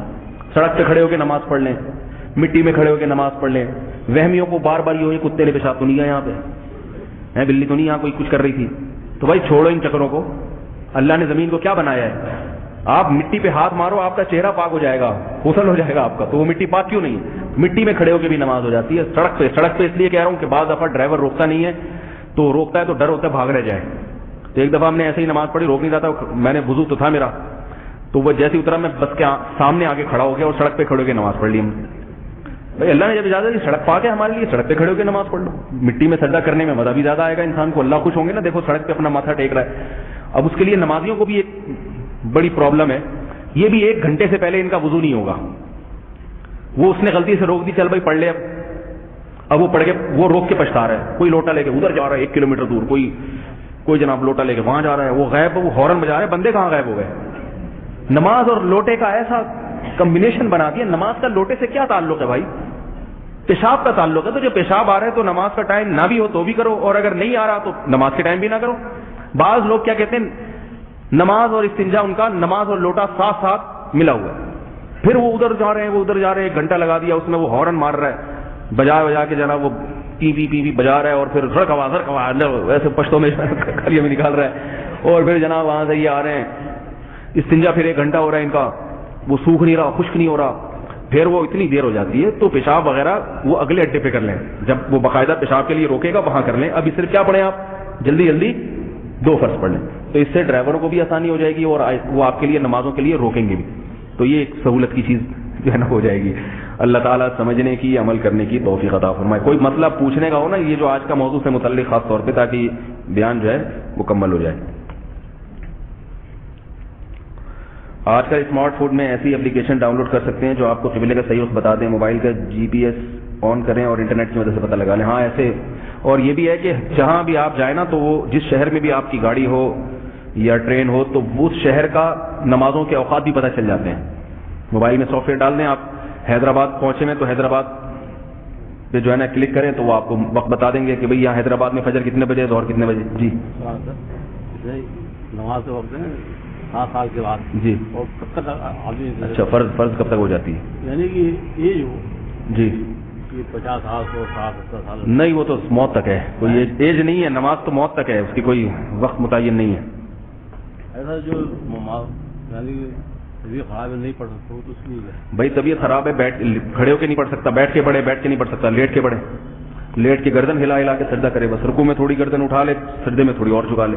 اور جب بیٹھ کے نماز پڑھے نا, بعض لوگ میں گھٹنے نہیں موڑ سکتے یا لیٹ کے, تو قبلہ رخ پاؤں ہونے چاہیے. پھر جب مریض لیٹ, آپ تشریف رکھیں یہاں پہ بیٹھ جائیں, جب مریض لیٹ کے نماز پڑھے گا تو اس کا سینہ قبلے کی طرف ہوگا اور پاؤں وہ بھی قبلے کی طرف ہوں گے. سمجھ رہے بات کو. اچھا ایک اور مسئلہ خواتین سے متعلق, خواتین کو جو ایام آتے ہیں ان میں بھی نمازیں گڑبڑ کر دیتی ہیں یہ. اب کسی عورت کو جو ہے نا وہ طہارت حاصل ہوئی ہے فجر کے وقت میں, اس کو امید ہے کہ بھائی فجر میں طہارت حاصل ہونے کا امکان ہے, تو اس پر لازم ہے کہ فجر کے وقت میں اٹھ کے وہ دیکھے, اگر طہارت حاصل ہو گئی ہے تو فجر کی نماز پڑھے. وہ سوتی رہتی ہیں, اب سوتی رہتی ہیں, 12 بجے سو کے اٹھی, اس وقت پتہ چلا طہارت حاصل ہو گئی. اب یہ نہیں پتا ہوتا کہ یہ طہارت پہلے ہوئی تھی یا بعد میں ہوئی تھی, اس سے نماز ذمہ میں رہ جاتی ہے. اگر آپ پڑھیں گے بھی تو نماز قضا پڑھیں گے نا, ادا تو نہیں پڑھیں گے. تو خواتین کو جب یہ اندازہ ہونے لگے کہ طہارت کے ایام شروع ہونے والے ہیں, تو ان پر لازم ہے کہ وہ اٹھ کے دیکھیں فجر کا وقت تاکہ ضائع نہ ہو. داڑھی رکھنا شریعت شروع کی ہے تو لوگ دیندار سمجھنے لگے. اب خود پتہ ہے ہمیں کیا کمیاں ہیں, تو ان کی تعریف کا صحیح جواب کیا ہونا چاہیے. جو کوئی تعریف کرتا ہے نا آپ کی داڑھی کی وجہ سے, کوئی تعریف کرتا ہے کہ آپ تو بہت نیک ہیں, تو اس کو کرنے دیں. سمجھ میں آ رہی بات, کرنے دیں, اس سے کوئی کچھ نہیں ہوتا. آپ اللہ سے یوں کہیں کہ اللہ تجھے پتا ہے کہ میں کتنا نیک ہوں. بعض لوگ اس چکر میں داڑھی کاٹ دیتے ہیں کہ ہم لوگوں کو دھوکہ دے رہے ہیں, تو یہ جائز نہیں ہے. شیطان بھی بعض دفعہ ریاکاری کا وہم ڈالتا ہے. سمجھ رہے ہو بات کو. حضرت ابو ہریرہ رضی اللہ تعالیٰ عنہ سے نے نبی صلی اللہ علیہ وسلم سے پوچھا, یا رسول اللہ میں کچھ نیک اعمال کرتا ہوں تو لوگ میری تعریف کرتے ہیں, تو ایک دل میں خیال آتا ہے نا کہ بھائی, تو آپ صلی اللہ علیہ وسلم نے فرمایا یہ دنیا میں اللہ کی طرف سے اجر ہے, آخرت میں بعد میں. اچھے کاموں پہ لوگ تو تعریف کریں گے, تو یہ ایک اچھی چیز ہے کہ لوگ آپ کی عزت کر رہے ہیں. تو وہ بھی آدمی کہتا پتہ نہیں یہ ریاکاری تو نہیں ہو رہی. البتہ اس پہ تکبر نہ آ جائے کہ جتنا ہے نہیں اس سے بھی بعض دفعہ زیادہ سمجھنا شروع کر دیتا ہے. وہ میں نے واقعہ سنایا تھا نا, ایک آدمی نے کسی نے کہا تمہاری بیوی بیوہ ہو گئی ہے, تو کہہ رہا میں زندہ ہوں تو بیوہ کہاں سے ہو گئی. تو کئی لوگوں نے آ کے بتایا اس کو, تو اس کو یقین ہو گیا کہ واقعی میں کیا ہوں, بیوہ. تو بعض دفعہ اچھی چیزیں نہیں ہوتی لیکن لوگوں کے کہنے سے انسان سمجھنے لگتا ہے کہ مجھ میں کچھ ہے. تو پھر یوں سوچنا چاہیے کہ اللہ ان لوگوں کو میری خوبیاں معلوم ہیں, خامیاں معلوم نہیں ہیں, خامیاں صرف تجھے معلوم ہیں, تو اپنی خامیوں کی طرف توجہ ہو. دوسری یہ استحضار کہ اللہ جو خوبیاں بھی ہیں وہ تیری عطا ہیں, وہ میرا کمال نہیں ہے, تو بھیک میں جو چیز مجھے ملی ہے اس پہ میں کیا فخر کروں. تو یہ دو چیزیں سوچنے سے انسان میں تکبر ختم ہو جاتا ہے. پھر بھی ہوا ہے تو ہونے تو اتنا وہمی نہیں بنے. ہم نے اپنے بڑوں سے سنا ہے کہ انسان کو کام میں لگنا چاہیے, کام میں. یہ وسوسے آتے رہتے ہیں کہ کسی نے تعریف کر دی تو دل میں تکبر تو نہیں آ رہا, تو یہ جب زیادہ آ جائے نا تو پھر انسان دماغی توازن خراب ہو جاتا ہے. اس کام کو کرتے رہو یہ خود ہی ختم ہو جاتے ہیں. جب کچھ دن عادت ہو جائے گی نیک کام کرنے کی تو لوگ تعریف کرنا بھی چھوڑ دیتے ہیں, پھر لوگ برائیاں تلاش کرتے ہیں. نمازی بنا پھرتا ہے مگر یہ کرتا ہے, یہ لوگوں کی عادت ہے. صوفی بنا پھرتا ہے. اور ایک صاحب کو میں نے دیکھا بڑی لمبی لمبی دعائیں مانگتے ہیں اور بڑی خوبصورت نماز پڑھتے ہیں, روتے بھی ہیں نماز میں بھی بڑی ان کی تعریف کرتا تھا, اب بھی کرتا ہوں. بعض لوگوں کو دیکھا وہ بھی یار کیا ماشاءاللہ ماشاءاللہ. تھوڑے دن تک وہ میرے پاس آئے, مجھے کہنے لگے یار لوگ تعریف کرتے ہیں. میں نے کہا کرنے دیں, آپ اپنے کام میں لگے رہیں. اللہ نے آپ کو نماز کی توفیق دی, دعاؤں کی توفیق دی, مانگتے رہیں. یہ لوگ خود ہی تھوڑے دن میں برائیاں شروع کر دیں گے. اور ایسے ہی ہوا, تھوڑے دن میں جو لوگ تعریف کرتے گئے یہ دکھلاوا ہے, یہ اتنی لمبی لمبی نمازیں اور لمبی لمبی دعائیں جو ہے نا یہ دکھلاوا ہے. اصل تو معاملات سے پتہ چلتا ہے انسان کا, اصل تو یوں ہے, اصل تو یوں ہے. تو میں نے کہا دیکھو لوگوں نے برائیاں شروع کر دی. تو لوگوں کی نہ برائیوں کو لفٹ کرانا چاہیے نہ اچھائیوں کو, کام میں لگے رہو. میں نے اپنے شیخ حضرت مفتی رشید احمد صاحب رحمہ اللہ کو ایک دفعہ خط لکھا کہ ایک نیک عمل ہے, اچھا عمل میں کرتا ہوں تو دل میں ریا پیدا ہوتی ہے کہ لوگ کہہ رہے ہیں ماشاءاللہ ماشاءاللہ بڑے. اس وقت ہم بڑے صوفی ہوتے تھے جب طالب علم تھے. تو حضرت نے فرمایا جس عمل کے بارے میں یہ خطرہ ہونا کہ لوگ تعریف کریں گے اس کو لوگوں کے سامنے اور زیادہ کرو, اچھی طرح کرو. جب عادی ہو جائیں گے لوگ تو تعریف کرنا چھوڑ دیں گے اور وہم بھی نکل جائے گا دل سے. یہ ایک بعض دفعہ ریا کا وسوسہ ہوتا ہے, ریا نہیں ہوتی, بعض دفعہ ریا نہیں ہوتی. کام اللہ کے لیے ہوتا ہے, درمیان میں ریا شامل ہونے لگتی ہے, تو اس کا یہ علاج ہے. ہاں اگر کام ہی لوگوں کو دکھانے کے لیے شروع سے کر رہا ہے وہ پھر غلط ہے. ایک بندہ بہت بد اخلاق اور فحاشی میں ڈوبا انسان تھا اور پھر وہ ٹھیک ہو جائے, معافی مانگ لے اللہ سے, تو اس کے بعد کوئی کفارہ بھی ادا کرنا پڑے گا. بس اللہ سے سچے دل سے رو کے توبہ کر لی تو اللہ غفور رحیم ہے, معاف کرنے والا ہے. لیکن بہتر یہ ہے کہ جب کوئی گناہ انسان سے ہو تو کچھ صدقہ خیرات کر لے, کچھ سزا دے اپنے آپ کو تاکہ اس گناہ کی اچھی طرح تلافی ہو جائے. توبہ تو ضروری ہے, اس کے علاوہ یہ بھی کر لے, بہتر ہے. بھائی کے جوش میں قرآن مجید اٹھا کر قسم کھائے گناہ چھوڑنے کی, جوانی کے جوش میں, پھر وہی گناہ کرے تو اس کا کفارہ کیا ہوگا؟ 10 مسکینوں کو 2 ٹائم کا کھانا کھلائے. اگر پیسے نہیں ہیں, خود مسکین ہے, تو پھر 3 روزے رکھے لگاتار.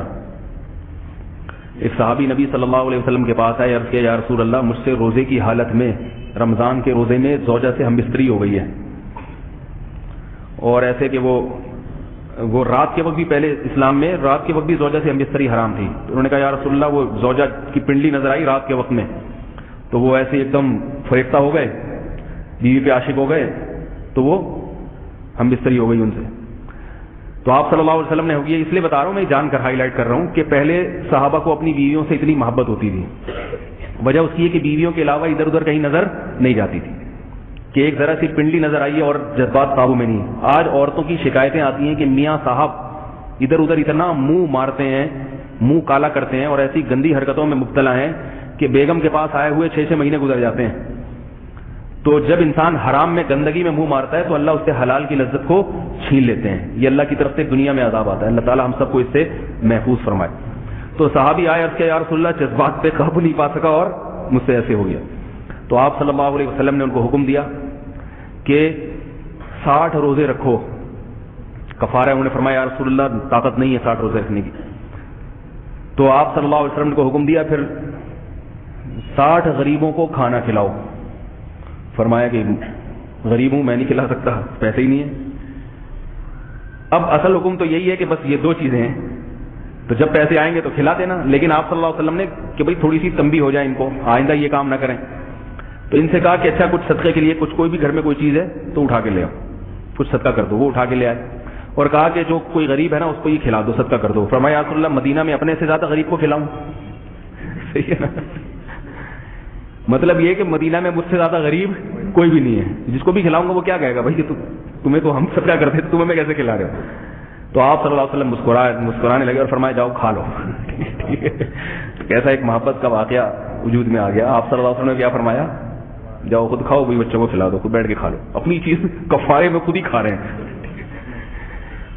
غلطی بھی ہوئی اور سزا میں کھانے کو مل رہا ہے. کیا کسی اسلامک بینک میں نوکری کرنا جائز ہے؟ جائز ہے بھائی. کمرشل بینک میں حرام ہے. شیئرز کا کام کرنا جائز ہے چند شرطوں کے ساتھ. ان میں ایک بنیادی شرط, دو بنیادی شرطیں ہیں کہ جس کمپنی کے شیئر ہوں اس کمپنی کا کام جائز ہو, اور دوسرا شیئر جب تک آپ کی نام پہ ٹرانسفر نہیں ہو جاتا اس وقت تک آپ اس کو آگے فروخت نہیں کر سکتے. اس کو قبضہ, تاکہ قبضے کا تحقق ہو جائے. اس میں فارورڈ سیل ہوتی ہے, فیوچر سیل ہوتی ہے, مستقبل کی سودے بازیاں, یہ حرام ہے, یہ جائز نہیں ہے. وہ کون سے 3 بچے تھے جنہوں نے بچپن میں ہی گویائی کی اور کہا میں فلاں یا فلاں کا بیٹا ہوں؟ ایک تو حضرت عیسیٰ ابن مریم علیہ السلام تھے جنہوں نے ماں کی گود میں باتیں کی ہیں, اور دوسرے وہ بنی اسرائیل میں کسی بزرگ پر تہمت لگی تھی زنا کی. ان بزرگ نے اپنی ماں کی پکار کا جواب نہیں دیا تھا, نماز پڑھ رہے تھے, تو ماں نے ان کو بددعا دی کہ اللہ تیرے زندگی میں تجھے کسی فاحشہ عورت کی تہمت میں مبتلا کرے. تو پریشان تھے کہ میں نماز پڑھوں یا ماں کی پکار کا جواب دوں, تو لیکن ماں نے بددعا دی تو وہ بددعا لگ گئی. تو کسی فاحشہ عورت نے زنا کیا, اس کے بچہ ہوا, تو پوچھا گیا تو اس نے یہ ان کا نام لے دیا, ان بزرگ کا. اب ان کی خانقاہ تھی, ان کا بڑا عبادت گاہ تھی ان کی. لوگوں نے کہا یہ تو فراڈی ہے, یہ تو یہ کام کرتا ہے, اور ادھر بزرگ بنا ہوا ہے. ان کی وہ سارا عبادت گاہ ان کی گرا دی. وہ بیچارے بہت پریشان ہوئے, تو اللہ سے بہت دعا مانگی. اس سے یہ یاد رکھو, خواتین جو فاحشہ ہوتی ہے نا, یہ بہت جھوٹی تہمتیں لگاتی ہیں, شریف لوگوں کو ذلیل کر دیتی ہیں, بدنام کر دیتی ہیں. تو ایک واقعہ میرے ذہن میں آیا تھا, لیکن ابھی وقت زیادہ ہو جائے گا, پھر کبھی موقع ملا تو انشاءاللہ سناؤں گا. خاص طور پہ یہ جب کسی مسلک کے علماء سے کسی کو چڑ ہو جاتی ہے نا, تو باطل لوگ عورت کو استعمال کرتے ہیں اس مسلک کے عالم کو بدنام کرنے کے لیے. یہ بہت ہوتا ہے. ایک واقعہ تو ذرا لمبا ہے, وہ کبھی سناؤں گا. ایک مختصر واقعہ, ہمارے وہاں پہلے ماڑی پور کے علاقے میں حضرت مفتی نظام الدین شامزئی صاحب رحمہ اللہ تعالیٰ نے ایک مدرسے کی جگہ خرید لی تھی. بہت بڑا مدرسہ تھا. پھر وہ حضرت مفتی جمیل تھانوی شہید رحمۃ اللہ علیہ ان کے حوالے کر دیا تھا. مفتی جمیل شہید رحمۃ اللہ علیہ کے, ان کو دے دیا کہ وہ آپ یہاں مدرسہ بنائیں. انہوں نے مدرسہ بنایا. تو اس میں یہ ہوا کہ علماء سے ایک باطل فرقے کے لوگ تھے جن کو وہ ان سے چڑ تھی. انہوں نے کیا کیا, رات میں کچھ لڑکیاں بھیجیں مدرسے. وہ لڑکیاں غریب مسکین بن کے آئیں اور کہنے لگیں کہ ہم ایسے بھاگ کے آئے ہیں اپنے گھر سے, اور یہ ظلم ہو گیا, اور یہ ہو گیا, اور فلانا ہو گیا, ہمیں رات کے لیے مدرسے میں صرف پناہ دے دیں. اب ظاہر ہے علماء کو ترس تو آئے گا نا, ایک بیچاری پتہ نہیں مسکین کہاں سے. اور یہ بھی ہے کہ ظاہر ہے ایسے موقع پر وہ علماء ہی پر اعتماد کریں گی. لیکن وہ مفتی جمیل صاحب تھے, شاید وہی تھے میرا خیال ہے, اقرا انہی کے چل رہا بھی جو شہید بھی ہو گئے. ہاں وہ تھے سمجھدار, وہ باتوں میں نہیں. انہوں نے کہا کہ یہ کسی باطل کی سازش بھی ہو سکتی ہے. بعض لوگوں نے مشورہ دیا بھائی بیچاری خواتین ہیں, ان کو پردہ کرا کے ان کو کوئی جگہ دے دیتے ہیں, صبح نکل جائیں گی. لیکن یہ کہ وہ انہوں نے کہا کہ بھائی یہ سازش بھی ہو سکتی ہے. وہ چونکہ سیاسی میدان کے بھی تھے اور جانتے تھے یہ سب چیزیں, تو اللہ کی قدرت انہوں نے ان کو گھسنے نہیں دیا اندر. انہوں نے بہت بد دعائیں دی کہ تم لوگ مولما ہو اور ہم جوان عورتیں عزتیں اپنی حفاظت نہیں کر سکتی, اور تم ایک رات کے لیے نہیں, یہ وہ وغیرہ وغیرہ. تھوڑی دیر کے بعد پولیس کا چھاپا پڑا ہے. پولیس والوں کا یہاں جوان لڑکیوں کے ساتھ بدکاری ہو رہی ہے, اور تم مولویوں نے یہاں مدرسوں میں لڑکیوں کو چھپا کے رکھا ہوا ہے. وہ تو اللہ نے ان کی عزت کو بچا لیا کیونکہ انہوں نے ان کو گھسنے ہی نہیں دیا. تو اس طرح انفرادی طور پر بھی علماء کو بدنام کرنے کے لیے جو باطل لوگ ہیں نا, ان کی تو کوئی حدود نہیں ہوتی, کوئی ان کی تو وہ تو کچھ بھی کر سکتے ہیں. تو اس لیے کسی کی تہمت کی بنیاد پر کسی کو برا سمجھنا شروع کر دینا جب تک شرعی گواہی اس سے موجود نہ ہو, یہ شریعت میں جائز نہیں ہے. اس بدگمانی جائز نہیں. اب وہ بزرگ پر فاحشہ عورت نے تہمت لگا دی کہ انہوں نے زنا کیا. لوگوں نے عورت کی بات پر جلدی یقین کر لیتے ہیں, آ کے وہ بیچارے اللہ والے بزرگ تھے, ان کی وہ سارا عبادت خانہ گرا دیا اور سب برباد کر دیا. وہ پریشان. اب دیکھو انہوں نے اللہ ہی کی وجہ سے ماں کو جواب نہیں دیا نا کہ نفل نماز پڑھ رہا ہوں, ماں کہے گی تو اللہ ناراض نہ ہو جائے. تو اب ایسے موقع پہ اللہ نے ان کی مدد کی. تو جو بچہ تھا نا, جو ولد الزنا بچہ تھا, اس سے پوچھا گیا تو اس بچے کو اللہ نے ماں کی گود میں بولنے کی توفیق عطا فرمائی. اس بچے نے گواہی دی کہ میرا جو باپ ہے, جو ناجائز باپ ہے, وہ یہ نہیں ہے بلکہ فلاں چرواہا ہے. اس کو پکڑا کے اس نے قرار کیا. پھر لوگوں نے انتقام آپ کی عبادت گاہ سونے کی بنائیں گے. انہوں نے کہا نہیں بھائی, جیسے پہلے مٹی کی بنی ہوئی تھی اسی طرح بنا دو. اس سے امام ابو حنیفہ نے اور امام شافعی نے اور ائمہ اربعہ نے استدلال کیا ہے کہ نفل نماز میں اگر ماں بلائے تو نماز توڑ دینی چاہیے. اسی حدیث سے استدلال کیا, کیونکہ ماں اگر بلائے اور آپ جواب نہ دیں اور کوئی ایسا سخت کلمہ کہہ دے تو وہ پورا بھی ہو سکتا ہے. اور اس حدیث سے ماؤں کو بھی احتیاط کا حکم ہے. اس حدیث سے پتہ چلتا ہے کہ ماؤں کو اپنی اولاد کے خلاف بد دعا نہیں کرنی چاہیے.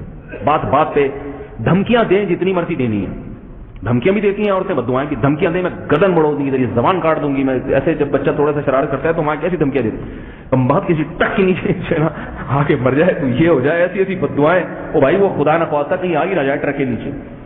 دھمکیاں دیں, میں یوں کر دوں گی, میں یوں کر دوں گی. دھمکیوں میں جب دھمکیاں دے رہی ہیں تھوڑی دیر میں غصہ ٹھنڈا ہوگا تو پھر وہی اسی کو سینے سے لگا رہی, میرا لال, میرا سندر, میرا جو ہے نا وہ میرا جو بھی ہے, جو عورتیں لاڑ پیار میں جو جس کا جو ہے وہ وہی الفاظ کہتی ہے. تو بد دعا دینا ماں باپ کے لیے, باپ کی بد دعا بھی لگتی ہے, ماں کی بد دعا بھی لگتی ہے. اور ماں باپ کی اس سے پتہ چلتا ہے کہ جیسے بد دعائیں لگتی ہیں تو دعائیں بھی ٹھا کر کے لگتی ہیں. سمجھ میں آ رہی ہے بات؟ والدین کی جو دعائیں ہیں نا, والدین کی جو خدمت کر کے جو اولاد ان سے دعائیں لیتی ہے, ان دعاؤں جیسے بھی کسی کی دعا نہیں ہوتی. ہمارے نانا اللہ ان کی مغفرت فرمائے, انہوں نے حضرت مولانا عبد الرحیم رائے پوری رحمۃ اللہ علیہ سہارنپور, ان کے پاس گئے دعا کروانے کے لیے. بڑے بزرگ تھے سہارنپور میں. تو ان سے کہا کہ حضرت میرے لیے دعا کر دیں. انہوں نے کہا آپ کی والدہ زندہ ہیں؟ کہا ہاں. تو فرمایا کہ ان کی خدمت کر کے ان سے دعا لو, میرے پاس آنے کی کیا ضرورت. جب اتنی بڑی شخصیت جس کی دعائیں تمہیں ایسے لگیں گی, ان کی دعا لو. تو انہوں نے بہت خدمت کی تھی اپنے والد کی بھی اور والدہ کی بھی. اچھا, تیسرے جنہوں نے بچپن میں ہی بولا ہے وہ اصحاب اخدود, کہ ایک بادشاہ نے خندقیں جلائی, لوگ ایمان نہیں لوگ جو ہے نا ایمان لے آئے تھے اور بادشاہ کو خدا نہیں مان رہے تھے. تو بادشاہ نے, قرآن مجید میں یہ واقعہ اللہ نے بیان کیا ہے, تو بادشاہ نے جگہ جگہ پورے ملک میں خندقیں کھدوا دی اور اس میں لکڑیاں جلا کے اپنے فوجیوں کو حکم دیا کہ جو بھی اسلام سے پیچھے نہیں ہٹتا اس کو اس آگ میں ڈال دو. تو سب بیچارے جلتے گئے. ایک عورت کا دودھ پیتا بچہ تھا گود میں, اس عورت کو اپنے بچے پہ ترس آ رہا تھا کہ میں اسے لے کے کیسے آگ میں جلوں, یہ بچہ بھی جل جائے گا. تو جب انسان اللہ کے لیے قربانی دینے کی ٹھان لیتا ہے تو پھر اللہ کی مدد بھی ہوتی ہے. تو ماں بیچاری ہچکچا رہی تھی نا, اس کو ڈر لگ رہا تھا, بچے پہ ترس آ رہا تھا. تو اس بچے نے ماں کی گود میں بولا ہے وہ بچہ کہ اے ماں گھبرا نہیں, یہ آگ نہیں ہے, یہ جنت کے باغوں میں سے ایک باغ ہے. یہ جو تجھے آگ نظر آ رہی ہے نا, یہ آگ نہیں ہے بلکہ یہ جنت کے باغوں میں سے ایک باغ ہے. جیسی بچے نے کہا, ماں نے سینے سے لگا کے اس میں چھلانگ ماری. کسی نے کہا میں جب نماز پڑھتا ہوں میرا دھیان نماز میں ادھر ادھر ہوتا ہے, اور جب پتہ چلتا ہے کہ میرا دھیان تو باہر ہے تو میں فوراً استغفر اللہ پڑھ کر دھیان, نماز میں استغفر اللہ نہیں پڑھا کریں, بس دھیان لگا لیا کریں. بھائی جو حضرات کرسی میں بیٹھ کر نماز پڑھتے ہیں, بھائی یہ کرسی پر میں ایک مستقل بیان کر چکا ہوں, وہ سن لیں. کرسی پہ بلا شدید عذر کے بیٹھنا خلاف سنت ہے. زمین پہ بیٹھ کے پاؤں بے شک قبلے کی طرف پھیلا لیں, کسی چیز سے ٹیک لگا لیں, زمین پہ بیٹھ کے نماز پڑھا کریں, کرسیوں پہ نماز نہ پڑھیں. کوئی بہت ہی معذور ہو بیچاروں سے زمین پہ ہی نہیں بیٹھا جاتا ہو تو وہ پھر ایک الگ بات ہے. آپ صلی اللہ علیہ وسلم بھی جب بیمار ہوئے تھے تو آپ نے بھی زمین پہ بیٹھ کے باقاعدہ نماز پڑھائی ہے, امامت کی ہے. کرسیوں میں بہت سارے نقصانات ہیں. ایرانی ڈیزل پنجاب سے جا کر بیچا جائے پھر پاکستان بول کر بیچا جائے, یہ پولیس والوں سے پوچھیں یہ مسئلہ. نماز میں خارش ہوتی ہے یا کپڑے ٹھیک کرنے کا کیا حکم ہے, اس وقت کتنا وقت ہے, یہ عمل کثیر. خارش ہوتی ہے تو ایک ہاتھ سے کھجا دیں نا تاکہ توجہ نماز کی طرف ہو جائے پھر. اور کپڑے بھی جو ہے نا ایک ہاتھ سے اگر کوئی چیز لگ گئی ہے تو جھاڑنے کی ضرورت ہی نہیں ہے. کوئی ایسی چیز ہے جو نماز میں خلل کا باعث بن رہی ہے اس کو ایک ہاتھ سے جھاڑ دیا جائے. گلے کو صاف کرنا, کھنکارنا, یہ بھی درست ہے, تلاوت کے لیے گلے کو کھنکارنا پڑتا ہے. نبی کے وسیلے سے مانگنا کیسا ہے؟ یاد رکھیں وسیلے سے مانگنا نہ تو علی طلاق جائز ہے اور نہ علی طلاق ناجائز ہے. وسیلے کا مطلب کیا ہے؟ بعض لوگ کہتے ہیں وسیلہ حرام ہے, نبی کے وسیلے سے دعا مانگنا حرام ہے, اور بعض کہتے ہیں نبی کے وسیلے سے دعا مانگنا جائز ہے. تو یہ دونوں باتیں غلط ہیں. جو نبی کے وسیلے سے دعا مانگ رہا ہے اس سے مطلب پوچھا جائے گا تمہارا مطلب کیا ہے اس وسیلے کے لفظ سے. سمجھ رہے ہیں بات؟ اگر تمہارا مطلب یہ ہے کہ اللہ میں نبی صلی اللہ علیہ وسلم کا امتی ہوں, وسیلے کا مطلب ہوتا ہے ذریعہ, تو میں نبی کو وسیلہ بنا رہا ہوں, ذریعہ بنا رہا ہوں, واسطہ بنا رہا ہوں. کیا مطلب؟ نبی صلی اللہ علیہ وسلم تیرے محبوب تھے اور میں ان کا امتی, اور مجھے آپ صلی اللہ علیہ وسلم سے محبت ہے, تو میں ان چیزوں کو واسطہ بنا کے تجھ سے دعا مانگتا ہوں, تو یہ بالکل جائز ہے. تو یہ حقیقت میں نبی کا وسیلہ نبی کی محبت کا وسیلہ ہوا یا نبی کی امت ہونے کا وسیلہ ہوا. سمجھ رہے ہو بات کو؟ اگر اس نیت سے مانگتا ہے تو یہ جائز ہے. اور اگر نبی کے وسیلے کا مطلب یہ ہے کہ میں اللہ اور اپنے درمیان نبی کو واسطہ بنا رہا ہوں کہ نبی صلی اللہ علیہ وسلم کے ذریعے سے اللہ میری حاجت پوری کریں گے, نبی کے وسیلے سے حاجت پوری کریں, یعنی نبی کو ذریعہ بنا کر, تو اللہ کسی کو ذریعہ بنانے کا محتاج نہیں ہے. یہ پھر شرک ہو جائے گا.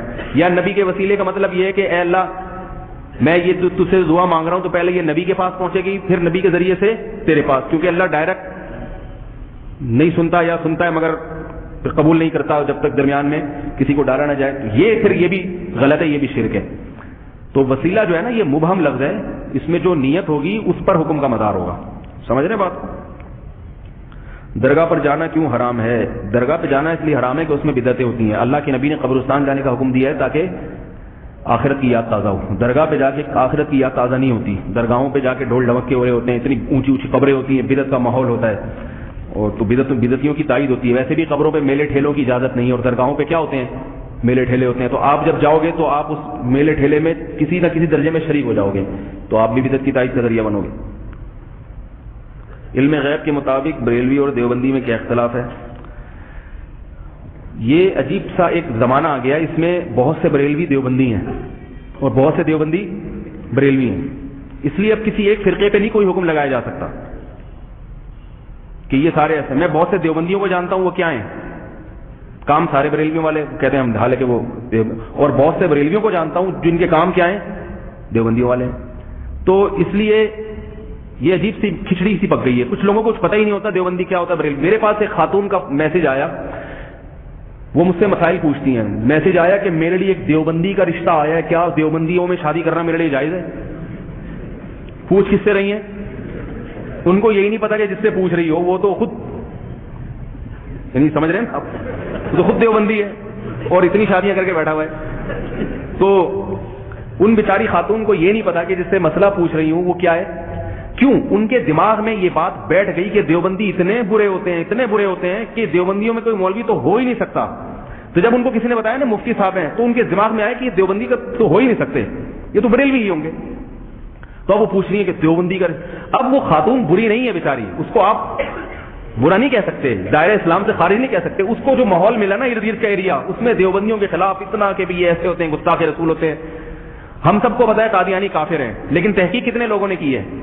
2-4 نے کی ہوگی. لیکن کیوں؟ اس لیے کہ قانون پاس ہو گیا, اب ایک بات پھیل گئی ہے, اب ہر آدمی کو تحقیق کی ضرورت نہیں. تو بعض لوگ ایسے ماحول میں پیدا ہوئے, ان کو اتنا دیوبندیت کے خلاف اتنا زہر کہ وہ ان کے دماغ میں آ گیا کہ اگر یہ مولوی صاحب ہیں تو یہ دیوبندی تو ہو ہی نہیں سکتے. تو وہ مجھ سے پوچھ رہی ہیں کہ میرا رشتہ دیوبندی میں حلال بھی ہے یا نہیں ہے. تو میں کیا جواب دیتا بیچاری کو؟ میں نے کوئی جواب ہی نہیں دیا. میں نے کہا ایسا نہ کچھ اور چکر میں نا یہ پریشان نہ زیادہ ہو جائے, بس کسی سے ہی پوچھ لو بھائی, کسی اور سے پوچھ لو. تو ایک دفعہ کیا ہوا کہ وہ سعودی عرب میں کسی خاتون کا بچہ گم گیا, پاکستانی خاتون تھی. تو کسی نے, اب بچہ گمنا کتنا بڑا مسئلہ ہے, تو کسی نے کہا کہ میں تلاش کرتا ہوں. تو اس خاتون نے کہا نہیں, یہ پنج پیری ہے. ٹھیک ہے, یہ کیا ہے؟ اشاعت التوحید کا ہے پنج پیری. اس کے دماغ میں پنج پیری اور اشاعت التوحید اور وہ اتنی نفرت ڈالی گئی تھی کہ وہ بچہ تلاش کرنے کے لیے بھی کوئی عیسائی آ جاتا, یہودی آ جاتا نا کہ میں تلاش کرتا ہوں, ہاں آپ تلاش کریں, تو وہ اتنی نفرت اس کے دل میں ڈال دی ہے. تو ماحول بنتا ہے بعض دفعہ, کچھ ایسے علاقے ہوتے ہیں اس میں وہ جہالت ہوتی ہے ان لوگوں میں. تو اس لیے علم غیب کے بارے میں جو اختلاف ہے نا بنیادی, وہ چاہے کسی میں بھی ہو, وہ یہ ہے کہ نبی صلی اللہ علیہ وسلم کو اللہ نے ہر چیز کا علم نہیں دیا, اور بات کہتے ہیں ہر چیز کا دیا ہے. لیکن یہ جب کہتے ہیں نا ہر چیز کا دیا ہے, پھر ان سے جب بحث کرو تو پھر یہ بھی کہتے ہیں کہ ہر چیز کا نہیں دیا. عجیب سا ایک حساب کتاب ہے. میرے ایک مناظرہ ہوا تھا بچپن میں, ایک مفتی تھے ان کے گرین چینل کے, تو میں بچپن میں ان سے ایک بات چیت ہوئی. میں نے کہا کہ اللہ نے اپنے نبی کو ہر چیز کا علم دیا. انہوں نے کہا ہر چیز کا علم دیا, تمام چیزوں کا, کوئی بھی چیز ایسی نہیں ہے جو مخفی ہے. میں نے کہا پھر اللہ کا علم اور نبی کا علم تو برابر ہو گیا. کہہ رہے نہیں, نبی کا علم اللہ سے کم ہے. اب وہ یہ بھی کہتے ہوئے ڈر رہے ہیں کہ اللہ کے علم کے برابر, ان کو ڈر ہے کہ کافر نہ ہو جاؤں میں کیونکہ اللہ نبی کو برابر کر دیا. تو میں نے کہا اللہ سے کم ہے کا مطلب کوئی ایک آدھ چیز اللہ کے نبی کے علم میں نہیں ہوگی, اللہ کے علم میں ہوگی. اب اگر اس کو تسلیم کرتے ہیں تو پھر عالم الغیب اور وہ جو دعوے ہیں وہ سارے غلط. ان کے مریدین بھی بیٹھے ہیں پاس, بولیں گے ابھی تک تو آپ کہہ رہے ہیں ہر چیز کا دیا, اب کہہ رہے ہیں ایک آدھ چیز ایسی ہے جو نہیں دیا. تو وہ کہنے لگے کہ نہیں دیا, اللہ نے ہر چیز کا علم ہے. میں نے کہا بھائی اللہ کے پاس بھی ہر چیز کا علم, نبی کے پاس بھی, تو برابر ہو گیا نا. کہہ رہے نہیں وہ عطائی ہے اور یہ ذاتی ہے, اللہ کا ذاتی ہے اور اللہ نے نبی کو جو دیا وہ اپنی عطا سے دیا. میں نے کہا عطا سے دیا, لیکن دیا تو اتنا جتنا اللہ کے پاس ہے, تو علم تو برابر ہو گیا نا, چاہے وہ عطا میں ملا ہو, برابر ہو گیا نا. کہہ رہے نہیں برابر نہیں ہے, تھوڑا سا کم ہے. 2 گھنٹے اسی پہ مناظرہ ہو رہا ہے. بھائی تھوڑا سا کم ہے, پھر تو ایک کم کا مطلب کیا ہوا, 2-4 چیزیں نہیں بتاؤں گی. نہیں کہہ رہے پتا بھی سب کچھ ہے مگر تھوڑا سا کم ہے. وہ 1-2 گھنٹے کی فضول بحث. ہم جب باہر نکلے تو ہماری گاڑی پہ جگہ جگہ, پوری گاڑی پہ یا رسول اللہ مدد کے اسٹیکر چپکے ہوئے تھے. ہم نے کہا یہاں سے بھاگو, ایسا نہ ہو یہ عشق رسول میں ہمارا قیمہ بنا دیں. ہم بھاگے ہیں تو ایسا لگ رہا تھا جیسے ہم بریلوی بن کے آ رہے ہیں، کیونکہ ہماری گاڑی سے ایسا لگ رہا تھا جگہ جگہ. ہم نے وہ اسٹیکر بھی نہیں اتار سکے وہاں پہ. ہم نے کہا ایسا نا محلے میں داخل ہونے سے پہلے یہ اسٹیکر اتار لو ورنہ لوگ کیا بولیں گے، یار ہم تمہیں بھیجا کس لیے تھا، تم بن کے کیا آ رہے ہو، تم تو اپنی گاڑیوں پہ تم اسٹیکر لگا کے آ رہے ہو. یا رسول اللہ اور الصلاۃ والسلام علیک یا حبیب اللہ یا نور اللہ، پوری گاڑی پہ یہ سارے اسٹیکر. ایک آدمی کو اس نے کہا ہوا تھا جا کے نا، شکر ہے ہمارے منہ پہ نہیں لگائے انہوں نے اس قسم کے اسٹیکر. تو یہ بنیادی اختلاف ہے، اس میں فیصلہ آپ خود کر لیں کون صحیح ہے کون غلط. آخری سوال ہے، اگر کسی انسان لڑکا یا لڑکی کی ناپاکی کی حالت میں موت واقع ہو جائے تو کیا ایمان کے خاتمے میں نہیں آئے گی یا ایمان خاتمہ پر؟ بس یہ ناپاکی کی حالت میں اگر موت کسی گناہ کی حالت میں ہوئی ہے پھر تو بہت بری موت ہے. اللہ تعالیٰ سب کو بچائے اس موت سے، اس کے لیے توبہ استغفار کرنا چاہیے. اور ویسے اگر ناپاکی تھی تو اس کا طریقہ غسل دیا جائے، میت کو غسل تو دیا جاتا ہے، اس میں اگر وہ ناپاک بھی ہوگا تو پاک ہو جائے گا. بعض لوگ بہت ڈرپوک ہوتے ہیں، رات کو جو ہے نا وہ جلدی غسل کرتے ہیں کہیں مر نہ جائیں ہم، اور مر گئے تو پتہ نہیں جہنم میں نہ چلے جائیں گے ناپاک کی حالت میں. کوئی مسئلہ نہیں ہے، اللہ نے غسل رکھا ہے نا. مر بھی گئے تو جب وارثین غسل دیں گے تو ساری ناپاکیاں ختم. حضرت حنظلہ تو ناپاکی کی حالت میں شہید ہوئے ہیں، میدان جنگ میں شہید ہوئے ہیں ناپاکی کی حالت میں، ان کو پھر فرشتوں نے غسل دیا ہے. تو اتنی بڑی سعادت شہادت کی انہوں نے. اور یہ حضرت حنظلہ کا ایک یعنی ایک ان کے لیے امتیازی چیز تھی کہ ان کو فرشتوں نے غسیل ملائکہ کہا جاتا ہے. اللہ تعالیٰ سمجھنے کی عمل کی توفیق عطا فرمائے. ہمارا